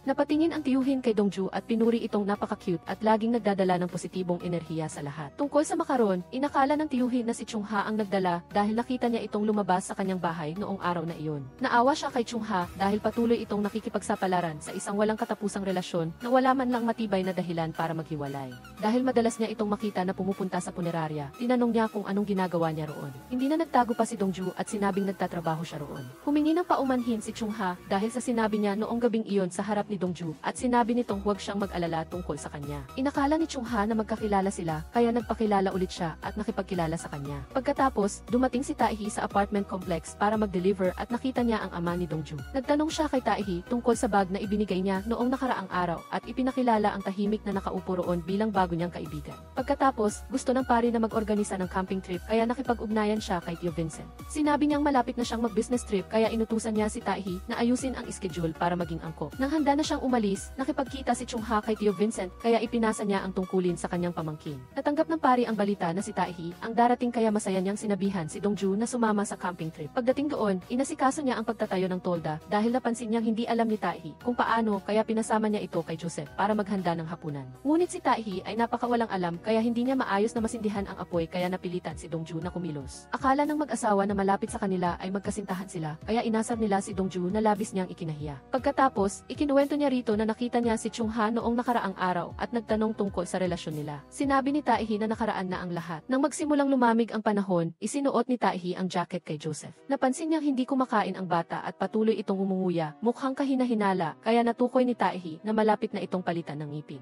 Nang makakuha ng pahintulot mula sa magulang, hinugot ni Taehi ang ngipin ng bata kapalit ng kanyang ina. Biglang lumapit ang babae sa katabing tolda at humingi ng pabor kay Dongju. Pagkaalis ni Dongju, inihagis ni Taehi ang ngipin ni Joseph sa tuktok ng tolda at nanalangin na tumubo ang bata ng mas malusog na bagong ngipin. Lubos na natuwa si Joseph at mahigpit na hinawakan ang kamay niya kaya nagbalik ang alaala ng kanyang namatay na kapatid kaya hindi maiwasang maantig si Taehi. Umupo siya at tinanong si Joseph kung mayroon siyang hiling. Sinabi ng bata na gusto niyang tumingin sa mga bituin. Bakit gusto mong tumingin sa mga bituin? Dahil ang tatay ko ay naging isang bituin. Para matupad ang hiling ng bata, dinala siya ni Taehi at Dongju sa isang napakagandang lugar para makita ang mga bituin. Tumingala si Joseph at umiyak nang maalala niya ang kanyang ama. Lumapit si Dongju para aliwin ang bata at sinabing naging bituin din ang kanyang ina. Siguradong nasa itaas sila ng tatay niya at binabantayan tayo. Pagsapit ng gabi, pinatulog ni Taehi si Joseph at pagkatapos ay naglakad-lakad silang dalawa ni Dongju.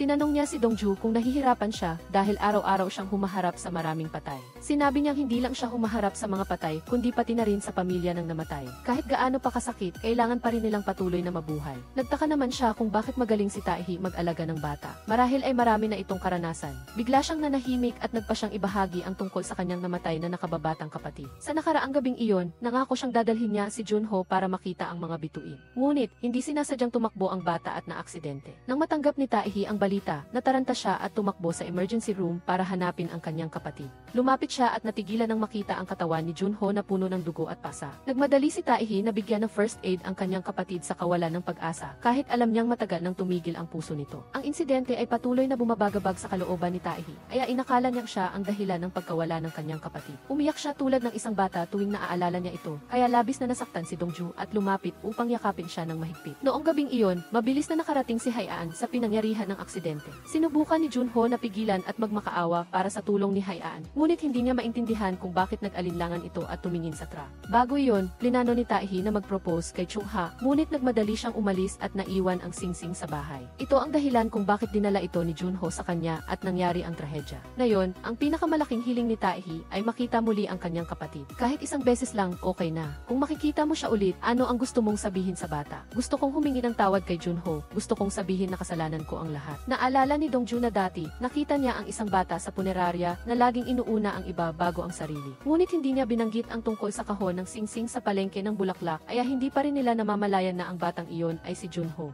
Inaliw niya ito at sinabing sigurado siyang katulad ng kapatid ni Taehi ang batang iyon. Hindi ito maghihinanakit sa kanya. Sa pagkarinig ng mga salitang ito, bumalik sa normal ang pakiramdam ni Taehi. Nagpasalamat siya kay Dongju dahil kasama niya ito. Kinabukasan, nalulungkot pa rin si Joseph na umalis at ayaw pa niyang umuwi. Dahil dito lang siya makakatingin sa mga bituin. Kinurot ni Taehi ang tiyan niya at sinabing tuwing naaalala niya ang kanyang ama, maaari niya itong sabihin at hindi na kailangan pang pigilan ang sarili. Tumango ang bata at sumang-ayon sa kanya at masaya silang naglaro. Pagkatapos ay nag-ihaw silang tatlo ng barbecue. Gusto pa ring manatili ni Taehi kasama si Dongju kaya nagtanong sila sa bata kung gusto pa nitong mag-camping ng isa pang gabi. Walang muwang na sinabi ni Joseph na miss na niya ang kanyang ina at gusto na niyang umuwi para makita ito kaya sandali silang nadismaya. Pagkatapos, pumunta silang lahat sa isang bulaklakan upang maglaro. Nang makita si Dongju na nakangiti na napakaganda, lihim siyang kumuha ng larawan niya. Para mas madaling makita ni Joseph ang mga bituin, binigyan niya ang bata ng isang maliit na teleskopyo. Pagkatapos ay masaya silang bumalik sa simbahan at masiglang yakap ng bata ang pari at ipinakita pa ang kanyang bagong bunot ng ngipin. Hindi nagtagal, dumating ang ina ni Joseph at taos-pusong nagpasalamat kina Taehi at Dongju sa patuloy na pag-aalaga sa kanyang anak. Nag-aalala niyang tinanong ang kanyang ina kung natakot ba ito mag-isa sa bahay kagabi. Gusto niya sana itong tawagan, ngunit pinakiusapan siya ng dalawa na manatili pa ng isang gabi. Hindi sinasadyang ibinunyag ni Joseph ang bagay na ito kaya labis silang nahiya, habang ang pari naman ay tila tuwang-tuwa dahil nagkabati silang dalawa pagkatapos ng biyahe. Pagkatapos, inihatid ni Taehi si Dongju pauwi at nahihiyang nagpasalamat ulit sa kanya. Sinabi ni Dongju na sa susunod, kung mayroon siyang anumang ikinababahala, maaari niya itong sabihin sa kanya. Dahil laging handang makinig si Dongju sa mga sinasabi ni Taehi, gusto niya itong imbitahan sa hapunan bilang pasasalamat, ngunit biglang sumulpot si Tio Vincent na parang multo kaya nagulat sila. Pag-uwi, masayang ikinuwento ni Taehi ang tungkol sa camping trip at hindi niya mapigilang purihin si Dongju na nagduda kay Tio Vincent na umibig na siya sa kapitbahay na si Dongju. Sinubukan ni Taehi na itanggi ito at binago ang usapan sa pagtatanong kung sino ang kadate niya kaya kinanselan niya ang camping trip. Nagdahilan ng tiyuhin na kakahiwalay lang ni Mong Chon sa kanyang nobya kaya nakipag-inuman siya rito. Samantala, naghihintay si Dongju ng text message mula kay Taehi. Nang marinig niya ang notification sound, dali-dali niyang kinuha ang telepono, ngunit labis siyang nadismaya nang malaman na ang nag-text ay ang pari. Sa sandaling iyon, nag-text si Taehi para mag-good night kaya sumaya ulit si Dongju. Kasabay nito, nakatingin din siya sa larawan ni Dongju at masayang nakangiti. Nang marinig niyang tinawag siya ni Haian, dali-dali niyang itinago ang telepono. Nagreklamo si Haian na may sakit siya, kaya pumunta siya sa kwarto ni Taehi para makituloy at binigyan siya nito ng gamot. Naramdaman ni Haian na napakaganda ng buhay sa 100 army house dahil nakakakilala siya ng mabubuting tao tulad ng tiyuhin at ni Taehi. At higit sa lahat, nandoon din ang lihim niyang pag-ibig na si Dongju. Nagpahayag si Haian kay Taehi na talagang gusto niya ang kawili-wiling personalidad ni Dongju at nahuhumaling siya sa kanyang magandang ngiti. Naalala ni Taehi ang masayang sandali nila ni Dongju habang inilalarawan ito ni Haian at napangiti siya ng hindi namamalayan, ngunit biglang nawala ang kanyang ngiti nang marinig niyang sinabi ni Haian na mahal niya si Dongju. Hindi lang iyon, nagtanong pa si Haian kung bakit wala pa ring karelasyon si Taehi. Hindi ba raw siya gwapo? Sinubukan niyang iwasan ang tanong ng pulis at sinabihan si Haian na inumin na ang gamot. Kinabukasan, inabangan ni Dongju ang oras at lihim na nakinig kung nakalabas na ba si Taehi. Nang makarinig siya ng ingay, masaya siyang tumakbo palabas. Akala niya ay makikita na niya si Taehi, ngunit hindi pala, si Tio Vincent pala iyon. Nadismaya siyang bumaba at bumati sa tiyuhin, ngunit maswerteng nakita niya si Taehi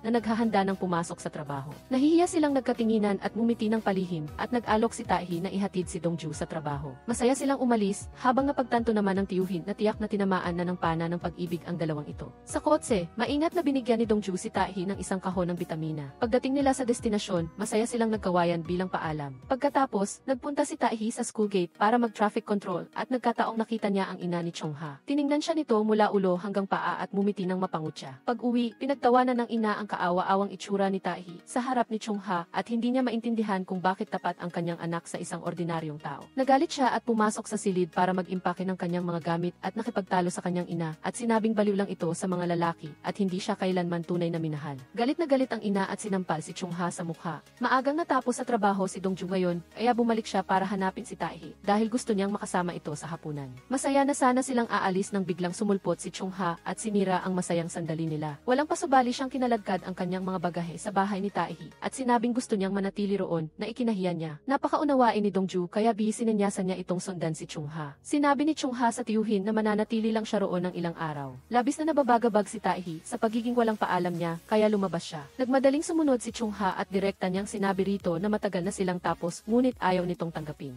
Nagkasama na sila ng 10 taon, hindi ba kayang patawarin ni Taehi ang pagkakamali niya noon? Balikan natin ang araw ng aksidente. Naunang dumating ang ambulansya na nagdala sa driver, kaya si Chongha ang nagbigay ng first aid dito. Sinubukan niyang bigyan ng first aid ang driver habang sinubukan din ni Taehi na panatilihin ang buhay ni Junho sa labas, ngunit hindi ito nakaligtas. Nagulat si Chongha nang lumabas siya sa emergency room nang malaman niyang ang batang na aksidente ay ang kapatid ni Taehi. Inakala niyang sinisisi siya nito dahil hindi niya inuna ang pagsagip sa kanyang kapatid, ngunit hindi kailanman naisip iyon ni Taehi. Alam niyang ginagawa lang ni Chongha ang tungkulin niya bilang isang doktor. Hindi ito ang problema niya kundi ang sarili niyang problema. Nagalit si Chongha nang mapagtanto niyang mayroon pa ring itinatago si Taehi sa kanya, ngunit sa harap ng pagtatanong na ito, hindi siya nangahas na sumagot at tumalikod. Dali-dali siyang yumakap ng mahigpit kay Taehi. Gusto niyang ibalik ang kanilang pag-ibigan, ngunit inalis ni Taehi ang kanyang kamay at sinabing tapos na sila. Bumalik siya sa bahay at sinisi ang sarili dahil patuloy siyang nakakasakit ng damdamin ng iba. Ang lahat ay nangyari noong tumakbo si Junho para ibigay ang engagement ring kaya ayaw niyang malaman ito ni Chongha upang hindi na ito mahirapan pa. Kasabay nito, nakaupo pa rin siya sa silid at tinitingnan ang kanilang magagandang alaala habang malungkot na umiiyak. Nag-text si Dongju kay Taehi para mag-set ng date para sa hapunan sa susunod at sinabing huwag na itong mag-alala tungkol sa nangyari kanina. Gusto sana ni Taehi na mag-good night kay Dongju, ngunit nag-alinlangan siya at binura na lang ito. Nadismaya si Dongju dahil hindi siya nakatanggap ng sagot mula kay Taehi, kaya natulog na siya. Noong oras na iyon, lumabas silang magtiyuhin para uminom. Patuloy na sinisisi ni Taehi ang sarili at naramdaman niyang hindi siya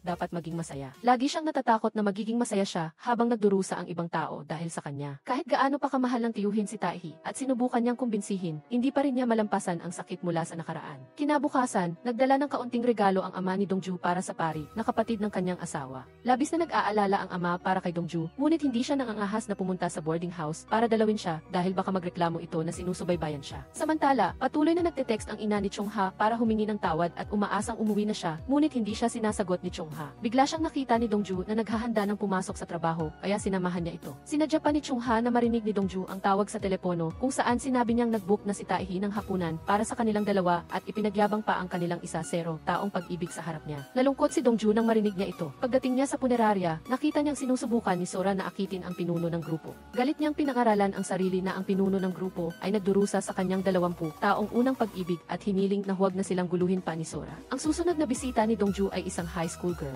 Namatay ang bata dahil sa malubhang sakit, ngunit sa sandaling ito, masaya siya dahil hindi na niya kailangang dumaan sa masakit na chemotherapy. Masaya niyang inayos ang sarili at sinabihan si Dongju na huwag siyang tingnan ng may awa. Higit sa lahat, hindi na kailangang mag-alala pa ang kanyang mga magulang tungkol sa bayarin sa ospital. Ito ang pinakamalaking kaligayahan para sa bata dahil hindi na siya pasanin sa pananalapi para sa kanila. Ang tanging bagay na hindi pa nagagawa ng bata ay ang pagpapadala ng liham ng pag-ibig sa kanyang nakatatandang kapatid na si Taehyung.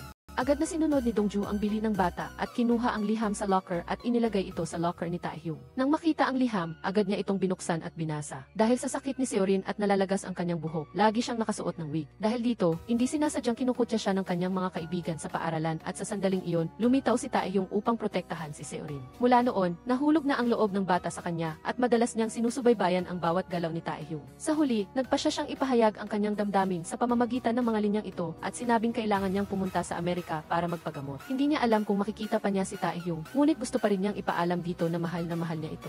Hindi niya inalintana kung mahal ba siya ni Taehyung o hindi, ngunit bago tuluyang umalis sa mundong ito, gusto niyang magpahayag sa kanya ng isang beses. Ang pinagsisisihan niya ay hindi siya nagkaroon ng lakas ng loob na sabihin ito ng direkta habang nabubuhay pa siya. At hindi naman masyadong naging malupit ang tadhana sa kanya dahil si Taehyung ay matagal na ring nagmamahal kay Seorin. Hindi lang niya alam na matagal na pala itong umalis sa mundong ito. Sa pagkarinig ng mga salita ni Seorin, naalaala ni Dongju ang una nilang pagkikita ni Taehyung. Akala niya, nasa tabi niya ito at nagbibigay ng suporta dahil sa awa. Ngunit sa sandaling nakita niya itong umiiyak na parang bata at nagkukwento tungkol sa kanyang pagkakamali kay Junho. Ang tanging gusto lang ni Dongju ay ang makasama siya. Gayunpaman, hindi pinayagan ng tadhana na madali siyang maging masaya. Ang isa zero taong kasintahan ni Taehy ay nagpakita, kaya nag-alinlangan siyang sabihin na mahal niya ito. Sa sandaling ito, sinubukan ni Dongju na magkaroon ng lakas ng loob na tumakbo sa bahay ni Taehy at nais na ipahayag ang kanyang damdamin sa kanya. Nakita niyang naghahanda si Taehy na pumunta sa tagpuan nila ni Chungha, kaya hinawakan niya ang kamay nito at sinabing gusto niya ito. Sa simula, nag-alala siyang sabihin sa kanya dahil natatakot siyang magdulot ng kahirapan kay Taehy. Mahigpit niyang hinawakan ang kamay ni Taehy at sinabing, gusto kita kaya ayaw kong pumunta ka para makita siya.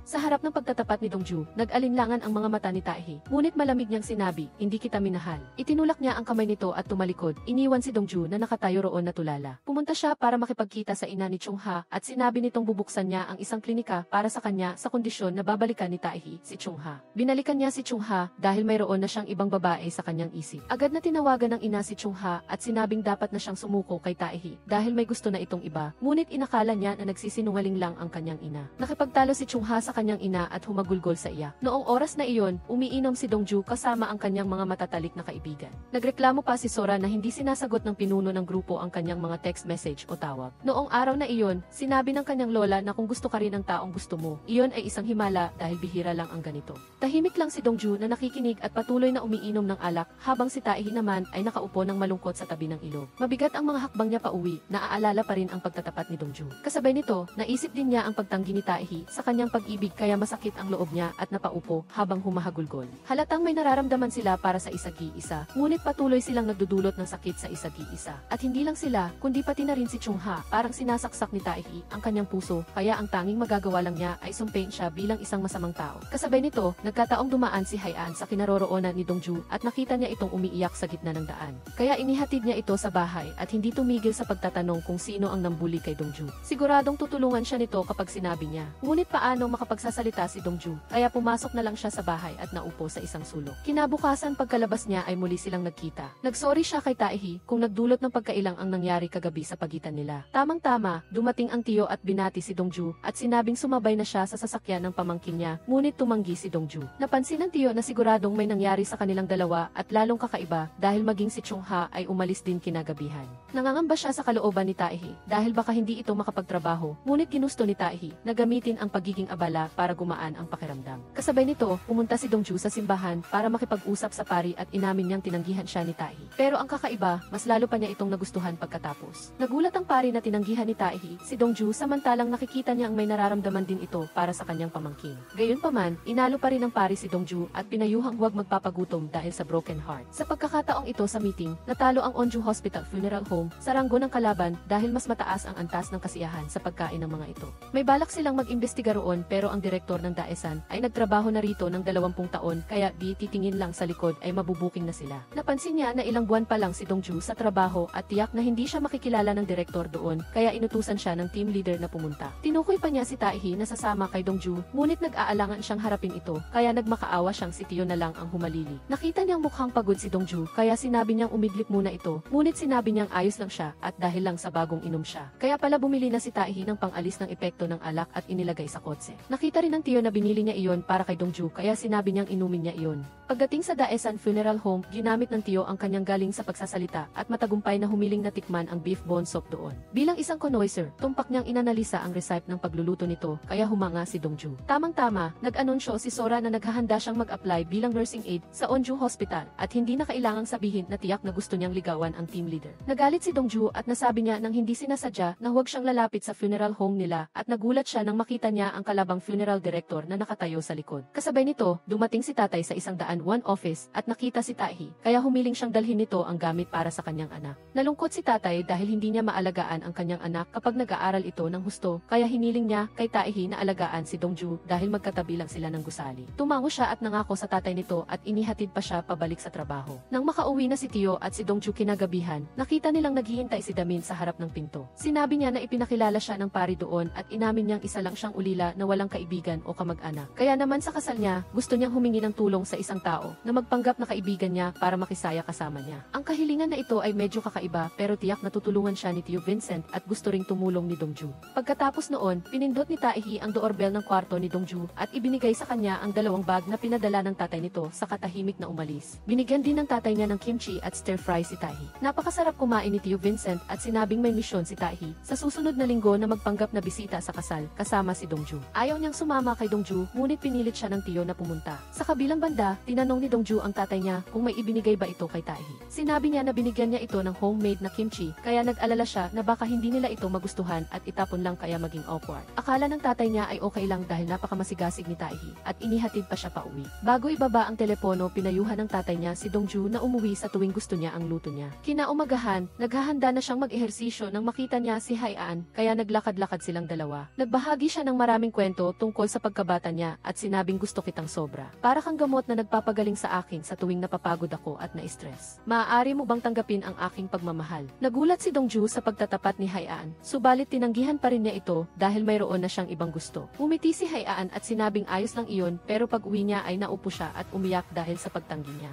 Nakatalikod na nakatayo si Taehi sa isang tabi na nakikinig at walang imik at hindi niya napansin na malapit na niyang matumba ang coffee pot. Pero ang pulis dahil sa pag-ibig ay nagtanim ng galit at sinabi pa na hindi na siya magpapakita ng police badge at siya mismo ang magtatapon sa Han River sa hinayupak na gusto ni Dongju kaya nagtinginan ang magtiyo at pinawisan ng husto. Habang nagdadalamhati siya dahil sa broken heart, biglang inanunsyo ng kanyang boss na napromote si Haian bilang inspektor at ililipat sa Bongsu Police Station kaya labis siyang natuwa. Pagkatapos ng ilang sandali, dumating na ang araw ng kasal. Nagsuot si Dongju ng disenteng damit at nakipagkita kay Damin at nagpanggap na kaibigan niyang nagngangalang Sujung. Agad na tuwang-tuwa ang groom nang makita si Dongju at ipinakita pa ang relo na pinili raw ni Sujung para sa kanya. Nagtanong pa siya kung hindi ba kasama niya ang boyfriend niya. Habang nag-aalangan si Dongju kung ano ang gagawin, lumapit si Taehi. Mahigpit na hinawakan ang kamay niya at tiningnan siya ng may pagmamahal. Ang dalawang matatanda ay nakamasid sa likuran nila at labis na nasiyahan. Kung magtagumpay ang relasyong ito, magiging mga in-law sila. Kaya nagkwentuhan sila tungkol sa pag-ibig ng dalawang bata. Sa pagkakataong ito, ipinakilala ng groom ang kanyang sarili bilang si Kim Seong-han at si Taehi naman ay si Lee Jae-ha. Pinuri ni Song-han si Taehi na mas gwapo pa sa inaakala niya at sinabing bagay na bagay silang dalawa. Sa kasal ay may grupo ng mga pulis na katrabaho na kaibigan din ng groom. Mayroon ding dating boyfriend na si Bong-su. Nagulat siya nang makita sina Taehi at Dongju na magkahawak kamay samantalang nagkakahiyaan silang naghiwalay at nagpunta sa magkaibang direksyon. Nagmamadaling humabol si Bong-su at sinulyapan si Dongju na tila na love at first sight sa ex-girlfriend niya. Nagtanong siya sa groom kung matalik na kaibigan ba siya ni Damin. Kinumpirma ni Song-han na tama iyon at sinabi na siya si Sujung na kararating lang galing Amerika at kasama ang isang boyfriend. Nang nasaksihan ni Dongju ang kaligayahan ni Damin sa piling ng kanyang asawa, naalala niya ang huling habilin ng namayapang kapatid ni Damin na balang araw kapag nagkita silang muli ni Dongju at Damin. Pakinggan niya ito para sa kanya at gusto niyang masaksihan ang kasal ng kanyang kapatid. At ngayon, nagawa na ito ni Dongju para sa kanya. Nakaupo si Taehi sa tabi niya na pinagmamasdan siya at ang dating boyfriend ay nalulungkot at naiinggit. Pagkatapos noon, naghanap siya kay Taehi at kinwestiyon kung bakit nagbago ang pangalan niya mula Manager Kim patungong Lee Jae-ha. Natuklasan Nalampasan pa niya na ang mga magulang ng bride ay nagpanggap lang din, samantalang ang pamilya ng groom naman ay halos ikinalungkot ng lahat na akala nila ay nakakuha siya ng asawang nababagay sa kanya. Ngunit hindi pala, lahat ay panluloko. Nalito si Taehi, humingi ng paumanhin kay Bongsu at nakiusap na huwag na lang itong ipagsabi. Ngunit hindi madaling kausap ang lalaking ito. Tinanong niya si Taehi kung talagang nagde-date sila ni Dongju at hindi niya ito tinanggihan. Agad na ginawa itong dahilan ni Bongsu para insultuhin ang trabaho ni Dongju bilang embalmer sa harap niya, kaya sinubukan ni Taehi na magpigil dahil takot siyang mabunyag ang sikreto ni Damin. Gayunpaman, tinawag pa rin ni Bongsu ang mga kaibigan niya at ininsulto si Dongju, kaya hindi na niya nakayanan ang kanyang galit, sinuntok niya ito at nagkagulo doon.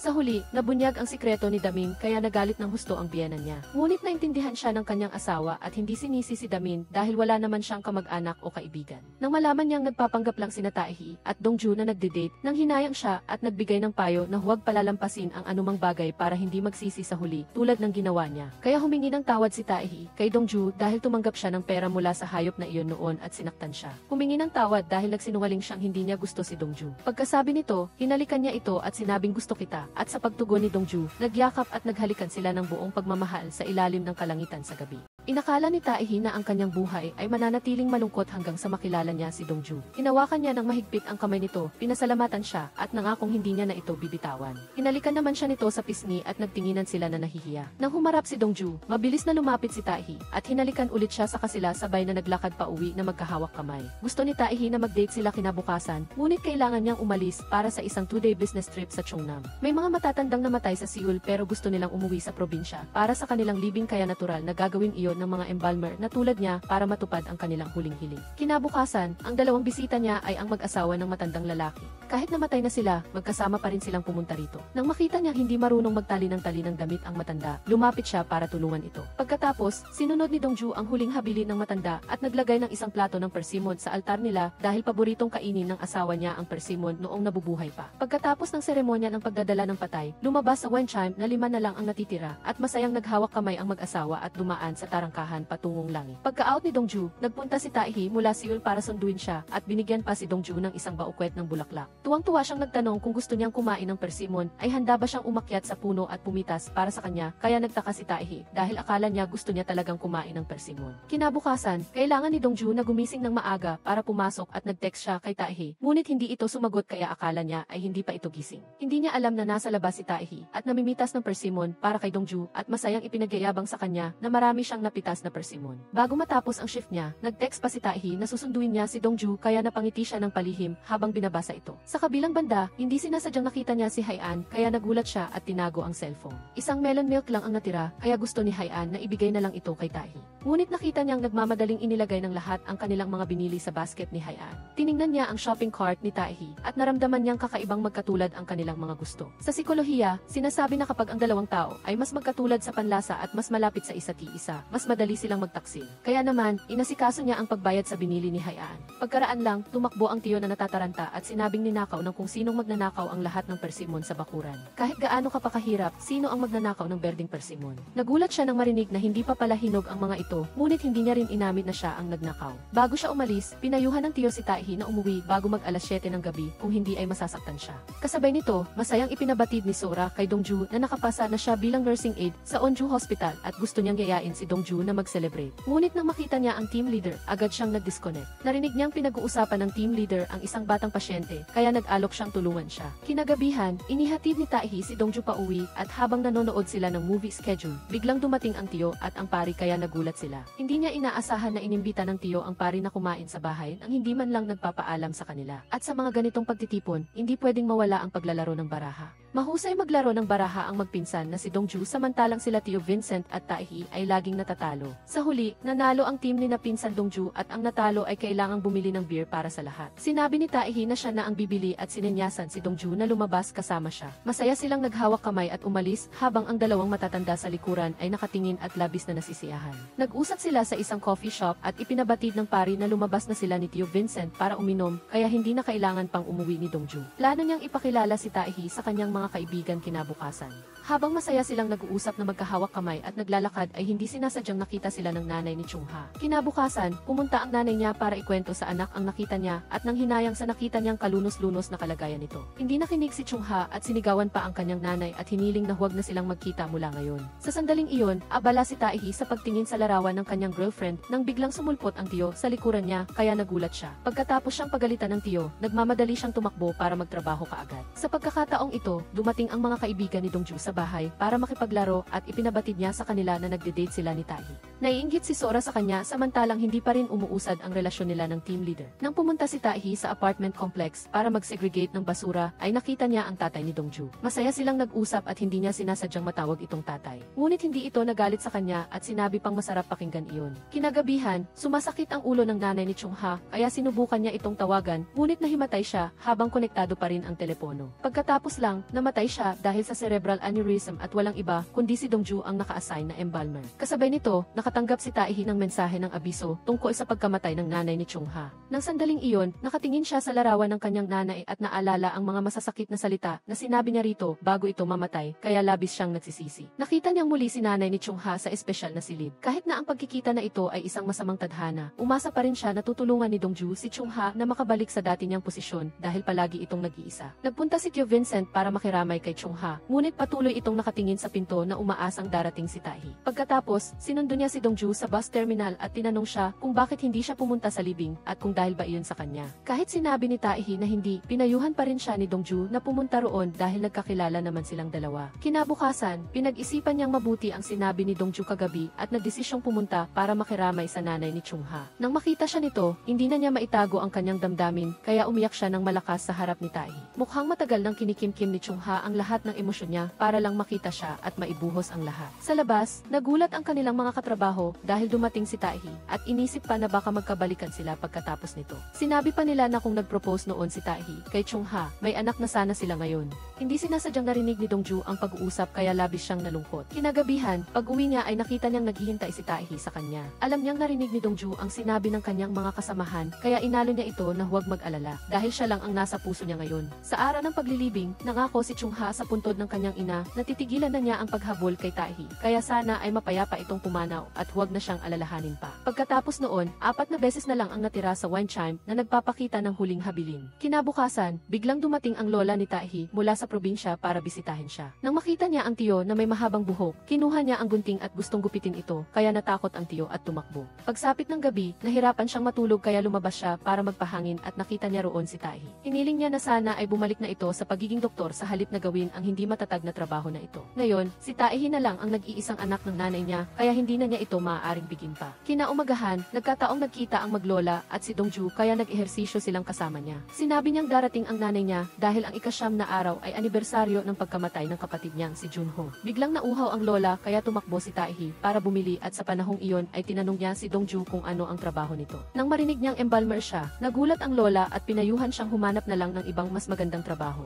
Sa pagkakataong ito, pumunta si Haian sa bahay ng tiyo para humiram ng screwdriver at nakita niya ang larawan ni Taehi kasama si Junho. Nagulat siya nang malaman niyang ang bata ay kapatid ni Taehi dahil noong gabing iyon ay nilampasan niya ito at pumunta muna sa kapatid niya. Kasabay nito, nakilala rin ni Dongju ang bata na una niyang nakita sa funeral home bilang si Junho nang makita niya ang wallpaper ng telepono ng lola. Nagmadali siyang humingi ng paalam para umuwi at kinuha ang kahon ng singsing ni Junho. Labis na nalungkot si Dongju dahil hindi niya nakilala noon na ang bata ay kapatid ni Taehi. Agad siyang nag-text kay Taehi at nagpatawag ng pulong dahil may mahalaga siyang kailangang sabihin. Kasabay nito, dumating si Haian para isauli ang screwdriver at nagkunwari siyang hindi sinasadyang nakita ang mga larawan ni Taehi. Nang makita ito ng tiyo, nagmadali siyang kinuha at tinago. Dahil patuloy na nagtatanong si Haian, napilitan ang tiyo na ibunyag na ang batang lalaki sa larawan ay ang nakababatang kapatid ni Taehi at pinayuhan siyang panatilihing lihim iyon. Kasabay nito, ipinabatid ni Dongju kay Taehi na nakita niya si Junho noon at humingi ng tawad dahil natakot siya at tumakas mula sa bata. Hindi napigilan ni Taehi ang kanyang luha nang malaman ito. Tinanong niya kung may sinabi ang kapatid niya noong sandaling iyon at sigurado raw na nagdusa at natakot ito. Ibinigay ni Dongju ang singsing kay Taehi dahil dapat matagal na niya itong isinauli. Niyakap ito ni Taehi nang mahigpit at umiyak sa kandungan ni Dongju. Nang gabing iyon, lumabas si Haian sa pinangyarihan ng unang kaso. Binaliwala niya ang hiling ni Junho na tulungan siya at tumakbo sa truck ng kuya niya dahil pababa ito. Ngunit paano niya mapipigilan iyon? Mabilis na bumulusok ang sasakyan at malakas na bumangga sa pader kaya lalong naging kritikal ang kalagayan ng kuya kuya ni Haian. Kinabukasan, umuwi sa probinsya ang lola ni Taehi at mahigpit na pinayuhan ang tiyo na alagaan ng mabuti ang kanyang apo. Kinagabihan, pagkaalis ni Dongju sa trabaho, nakita niya ang kanyang kasamahan na palihim na kumukuha ng pagkain sa funeral home at ibinibigay sa anak ng babaeng iyon. Tamang-tama, dumating si Taehi para sunduin siya at ihatid pa uwi. Dahil bukas ay anibersaryo ng pagkamatay ni Junho, kaya pupunta rito ang mga magulang niya. Sinabi ni Dongju na sinabi ni Junho noon na kung hindi niya makita ang singsing, tanungin niya ang pulis sa pinangyarihan, kaya nagulat si Taehi. Hindi pa niya narinig ang pagbanggit ng pulis. Pagkatapos, sumakay silang dalawa ng bus, ngunit sa biyahe, naging tahimik si Taehi at hindi na gaanong nagsalita tulad ng dati. Alam ni Dongju na malungkot siya dahil bukas na ang anibersaryo ng pagkamatay ni Junho, kaya bago magpaalam ay niyakap niya si Taehi para aliwin ito. Kinaumagahan, nakita ni Dongju ang anak ng kanyang kasamahan na nakaupo sa harap ng funeral home, kaya lumapit siya para makipagkaibigan sa bata. Sinabi ng bata na gusto niya talagang kumain ng maanghang na rice cake, kaya niyaya siya ni Dongju na kumain kasama niya. Sinabi niyang kadalasan ay wala siyang masyadong allowance at hindi siya makasabay sa mga kaibigan niya para kumain dahil abala siya sa pagsasanay sa sayaw. Kasabay nito, dumating ang mga magulang ni Taehi mula sa probinsya para bisitahin siya. Matagal nang hindi nagkita ang mag-ina, kaya nagbigay sila ng isang mahigpit na yakap. Sa pagkakataong ito, binilhan ni Dongju ng milk tea si Seol-a at nangakong itatago ang sikreto nito sa kanyang ina. Bukod pa rito, tinulungan din niya si Seol-a na i-record ang isang video na nagpapakilala sa sarili at ang pangarap nitong maging isang idol. Sa kabilang dako, naalala ni Taehi na sinabi ni Dongju na may pulis din sa pinangyarihan, kaya tinanong niya ang kanyang ama kung may alam ito tungkol doon. Nag-isip sandali ang kanyang ama at sinabing ang pulis ay dumating para tumulong sa sandaling iyon. Ngunit nahuli na ang salarin, kaya hindi na kailangan pang mag-imbestiga. Pagkatapos, nagkasalo silang lahat sa pagkain. Puno ng mga pagkaing inihanda ng lola para sa nanay ni Taehi ang mesa. Matagal na silang hindi nagkasama-sama, kaya panay ang subuan nila ng pagkain. Sa pagkakataong ito, binisita ni Haian ang kanyang kuya. Mahirap ang buhay ng magkapatid dahil namatay ang kanilang tatay sa kulungan at pumanaw na rin ang kanilang nanay. Nagtulungan silang dalawa at umasa na isang araw, kapag nakapasa na si Haian sa Police Academy, magbabago ang kanilang buhay, ngunit hindi niya inaasahan na sa mismong araw ng pagdiriwang ni Haian. Labis na nalasing ang kanyang kuya na humantong sa isang trahedya. Sinabi ni Haian na malapit na ring magwakas ang kanyang buhay, kaya lumapit siya sa higaan ng kanyang kuya at may sinabi. Kasabay nito, masama rin ang pakiramdam ni Taehi tulad ni Haian. Inakala niyang kasalanan niya sa kanyang mga magulang ang pagkawala ng isa pa nilang anak na lalaki, at inisip niyang hindi siya sinisisi ng mga magulang niya dahil naawa lang sila sa kanyang kalunos-lunos na kalagayan. Sa katunayan, hindi man lang siya naglakas loob na humarap sa larawan ng kanyang kapatid noong araw na iyon at pinili niyang tumakas. Palagi kasing iniisip ni Taehi na napakalupit ng kasabihang kailangan pang mabuhay ng mga nabubuhay. Pero ngayon, nakita niya na tama ito dahil gusto ng mga namatay na mabuhay pa rin ang kanilang mga mahal sa buhay at hindi na magdusa. Hinikayat ni Dongju si Taehi na magsikap na mamuhay ng maayos para kay Junho. Nagpadala pa siya ng regalo kay Taehi para ibigay nito kay Junho. Sa wakas, natauhan na siya at nagdesisyong bisitahin si Junho kasama ang kanyang pamilya. Sa harap ng larawan ng anak na namatay noong bata pa, labis na nagdalamhati ang nanay at umiyak sa harap ng di malilimutang larawan ni Junho at hindi rin napigilan ng buong pamilya ang kanilang luha sa pagpanaw ng bata. Nag-aalala si Dongju para sa kanya, kaya ipinabatid ni Taehi na maayos ang lahat at pauwi na siya. Bago umuwi sa probinsya ang mga magulang ni Taehi, ipinakilala ng tiyo si Haian sa kanila at mukhang umiiwas siya. Pagkatapos noon, nagpunta si Taehi sa police station at ibinigay ang jacket kay Haian at pinayuhan siyang isuot ito para hindi siya ginawin.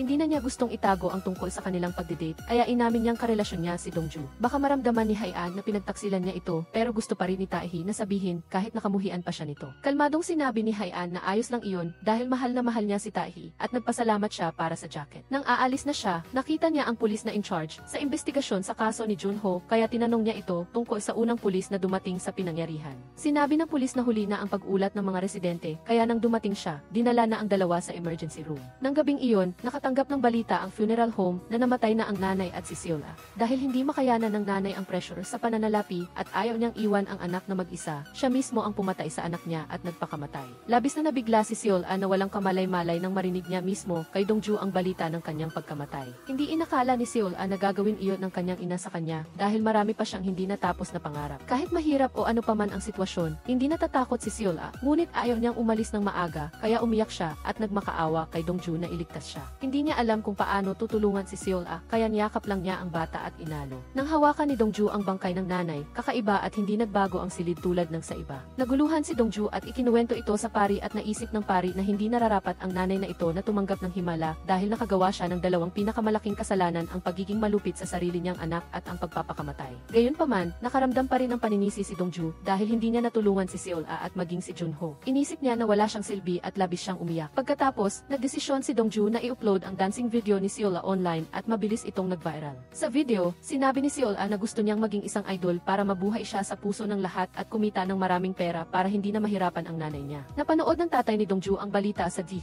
at naramdaman niyang ang boses ng taong nag-record ng video ay hawig na hawig sa boses ng kanyang anak. At sa wakas, nagdesisyon na si Seol na tumawid sa tarangkahan. Umikot ang wind chime at dahan-dahang lumabas ang numero 3. Nang araw na iyon, ipinabatid ng ospital na nagising na ang kuya ni Haian, kaya nagmadali siyang pumunta sa ospital. Lumabas ang nurse at sinabing maaari siyang pumasok upang bisitahin ang kanyang kuya pagkatapos ng 10 minuto. Humiling si Taehi sa pulis noon na ipaalam sa kanya kapag nagising na ang kuya ni Haian dahil may gusto siyang sabihin sa kanya. Kaya nang matanggap niya ang balita na gising na ito, mabilis siyang pumunta sa ospital. Paglapit ni Taehi ay narinig niya ang nurse na tinawag si Haian bilang tagapag-alaga ni Seo Yang-chul.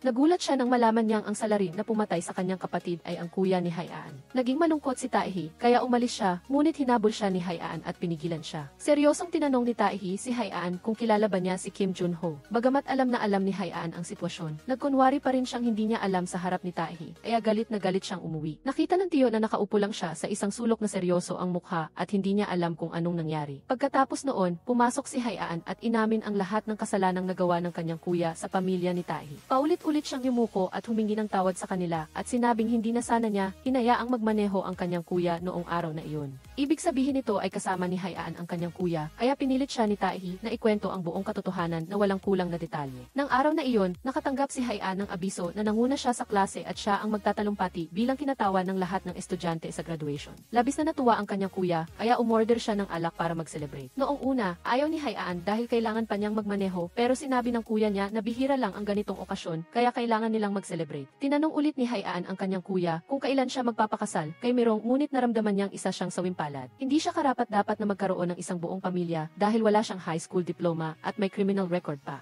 Bukod pa rito, ang mga magulang din niya ay mga kriminal kaya wala ng pag-asa si Yang-chul. Kabaligtaran niya, si Haian naman ay napakasipag at napakatalino. Bilang isang warang tao, umaasa si Yang-chul na magkakaroon si Haian ng mas magandang kinabukasan kaysa sa kanya. Nang gabing iyon, uminom ang kuya niya ng 7 bote ng alak at umalis habang hindi napapansin ni Haian. Hinanap ni Haian ang lugar kung saan kadalasang nakaparada ang sasakyan at nakita ang aksidente. Ang blood alcohol content ni Yang-chul ay lumampas sa 0.2 kaya sa kanya ang buong kasalanan. Noong panahong iyon, humingi si Haian ng impormasyon tungkol sa pamilya ni Junho para humingi ng tawad sa kanila, ngunit sinabi ng kanyang boss na hindi ito maaaring ibunyag. Maaari lamang matapos ang kaso kapag namatay ang kapatid ni Haian. Labis siyang nagsisisi at patuloy na nagmakaawa kay Taehi na patawarin siya, ngunit hindi nagsalita si Taehi at lumabas lamang. Nang gabing iyon, tumawag si Dongju sa kanyang ama. Gusto niyang tanungin kung sa kanya ang boses sa clip, ngunit nagbago ang isip at ninais na umuwi si Dongju upang makakain kasama niya. Pagkatapos, nakita niya si Sora at narinig mula sa kaibigan niya na pumunta si Taehi sa intensive care unit ng salarin sa aksidente sa sasakyan. Ngunit tiningnan niya ang tagapag-alaga ng masama, kaya tiyak na may alam sila sa isa't isa. Agad na tinawagan ni Dongju si Taehi upang itanong kung nasaan ito at tumakbo siya papunta roon kasama niya. Tinanong niya kung bakit pumunta si Taehi sa intensive care unit at sinabi niyang nakita niya roon si Haian.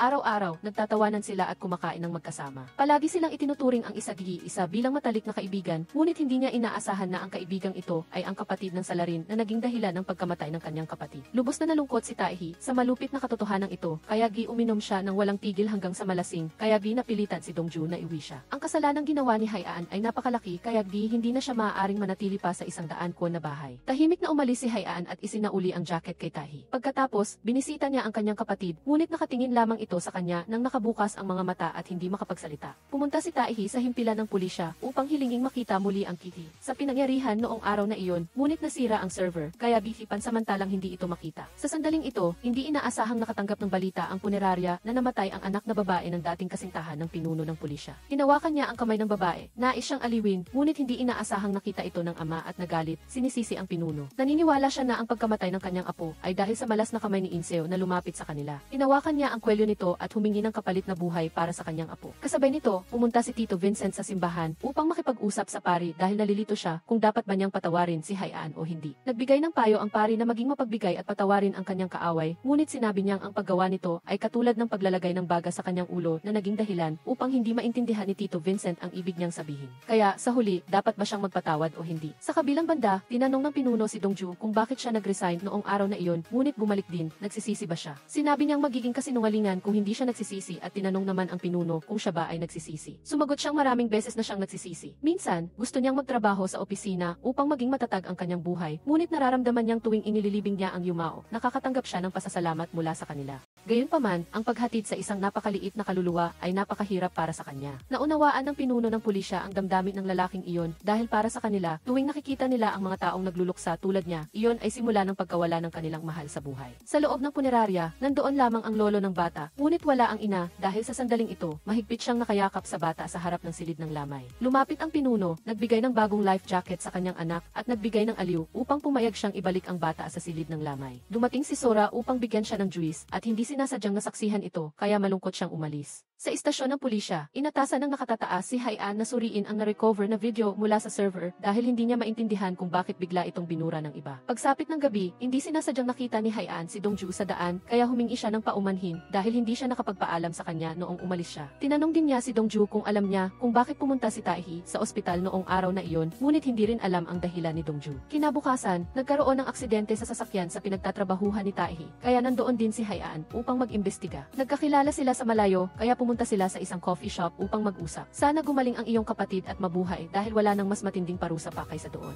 Sa ilang ulit kong pag-iisip, hindi ko siya patatawarin. Alam ni Haian na ito ay kasalanan niya at ng kanyang kapatid, kaya hindi siya naglakas loob na humingi ng kapatawaran kay Taehi. Ngunit sa maikling panahon ng kanilang pagkakaibigan, talagang naramdaman ni Haian ang kaligayahan at nangako siyang hindi na siya kailanman magpapakita sa harap ni Taehi. Tinanong ni Taehi si Haian kung may sinabi ba si Junho noong araw na iyon. Nagmakaawa ang bata kay Haian na iligtas siya, ngunit hindi naglakas loob si Haian na sabihin ang totoo kay Taehi at sinabi na huli siyang dumating kaya wala siyang narinig. Nang paalis na si Haian, tinawag siya ni Taehi at ibinalik si Haian sa 100 kon na bahay. Sa simula, naramdaman niyang medyo mabigat ang kanyang pananalita kay Haian, ngunit sinabi ni Dongju na iyon ay mga emosyon lamang, dahil tao rin siya at hindi isang santo. Pagkatapos makipag-usap kay Dongju, gumaan ang pakiramdam ni Taehi at mas madalas siyang umiti kaysa dati. Pakiramdam niya ay napakaswerte niya dahil nakatagpo siya ng isang kasintahan tulad niya. Kinaumagahan, biglang dumating si Sora at humingi ng tulong kay Taehi at pinagsabihan pa siyang panatilihing lihim ito kay Dongju. Pagkatapos, sinamahan ng pinuno ng pulisya at ni Dongju ang pamilya upang ihatid ang bata sa huling hantungan nito. Nakita ng lolo na labis na nasasaktan ang pinuno ng pulisya para sa kanyang apo kaya. Nang matapos ang seremonya ng paglilibing, mahigpit niyang hinawakan ang kamay ng pinuno at tinawag ang kanyang pangalan.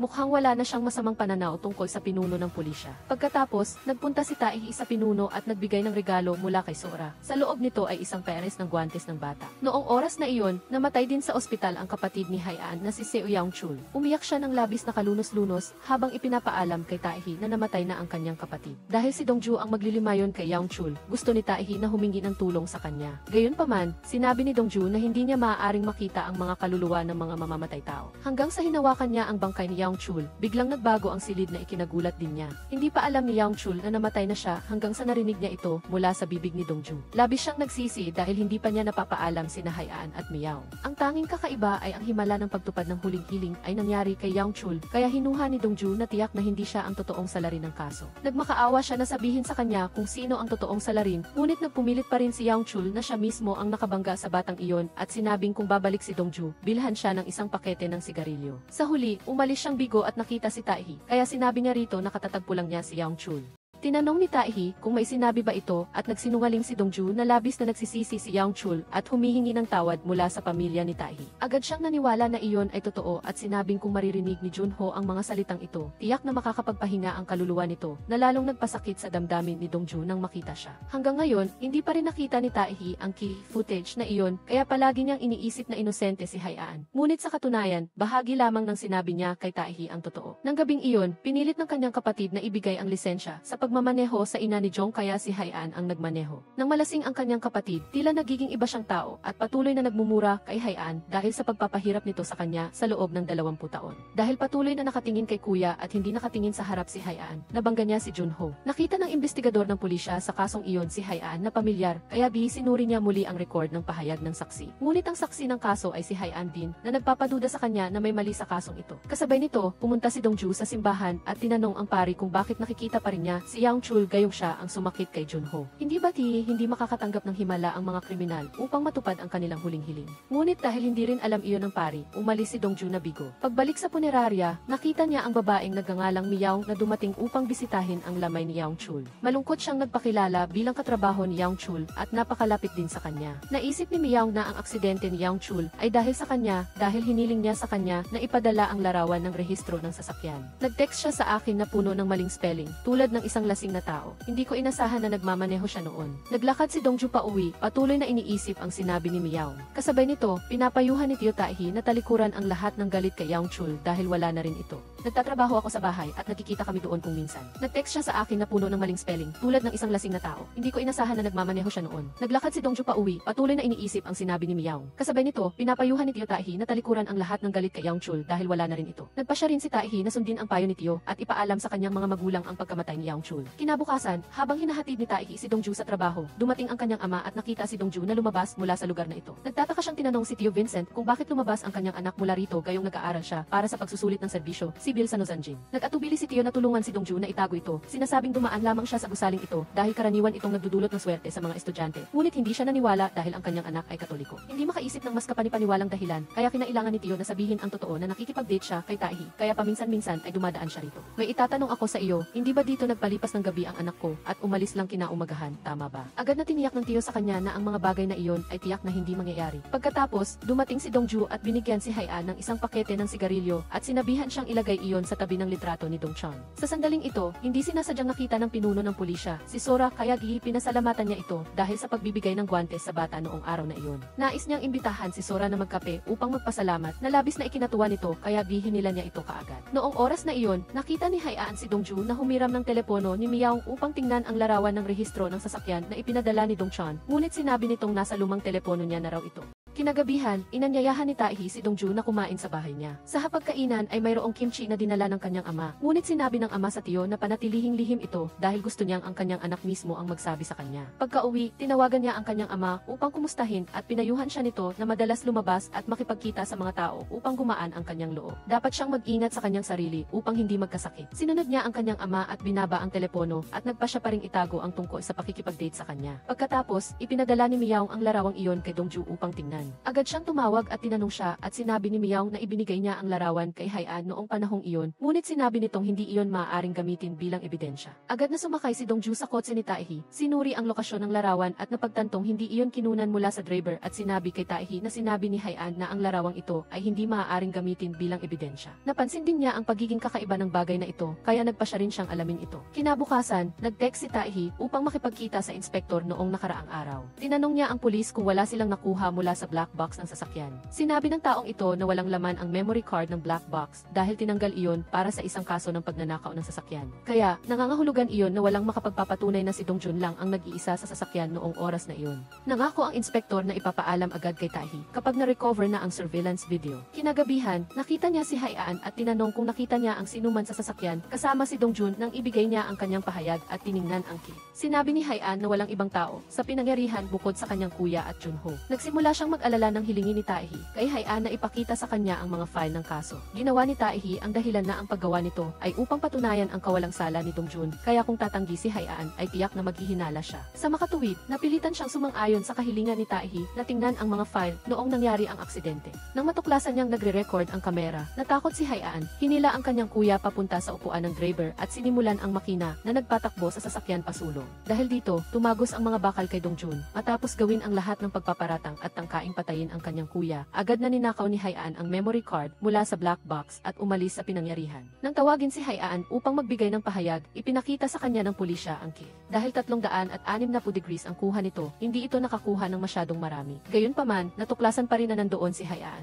At nang ilipat siya sa bagong opisina, palihim na binura ni Haian ang footage habang walang nakatingin. Kinabukasan, naalala ni Dongju na sinabi ni Miao na ibinigay niya ang larawan ng ebidensya kay Haian, ngunit sinabi nitong hindi iyon makakatulong sa investigasyon. Nagtaka siya kaya kumatok siya sa bahay ni Haian. Dahil wala siya sa bahay, tumawag siya ngunit pinatay niya ang telepono. Nang gabing iyon, pumunta si Dongju sa simbahan at sinabi sa pari na hindi si Dongjun ang totoong salarin dahil nakaupo siya sa upuan ng pasahero noon. Idagdag pa rito, nang tanungin ni Taehi ang pulis kung bakit hindi tinanggap ang larawan ng ebidensya na isinumite ni Haian, sinabi ng pulis na hindi pa siya nakakatanggap ng anumang larawan. Sinabi ni Dongju na ang salarin ay maaaring isang taong kilala niya at narinig ni Haian ang lahat. Pumunta siya sa tabi ng ilog at umupo upang mag-isip at inalala maalala ang kanyang pagkabata. Noong panahong iyon, palaging ninais ni Haian na maging pulis kapag lumaki na siya upang mahuli ang lahat ng nang-aapi sa kanyang ina. Si Haian ay may napakabait na ina, ngunit mayroon siyang pabaya at lasinggong ama na madalas saktan ang kanyang asawa at mga anak. Palagi niyang iniisip na hindi niya tunay na anak si Haian, kaya mahigpit niyang sinakal ang ina ni Haian na naging dahilan ng pagkamatay nito. Pagkatapos, gusto rin niyang patayin si Haian, ngunit dumating ang kanyang kuya sa tamang oras upang iligtas siya. Kasabay nito, napanood ni Taehi ang Kiki at may natuklasan siyang napakalaki. Kasabay nito, tinatanong ni Haian si Dongju kung paano niya nalaman ang tatak ng sigarilyo na madalas usok ng kanyang kuya.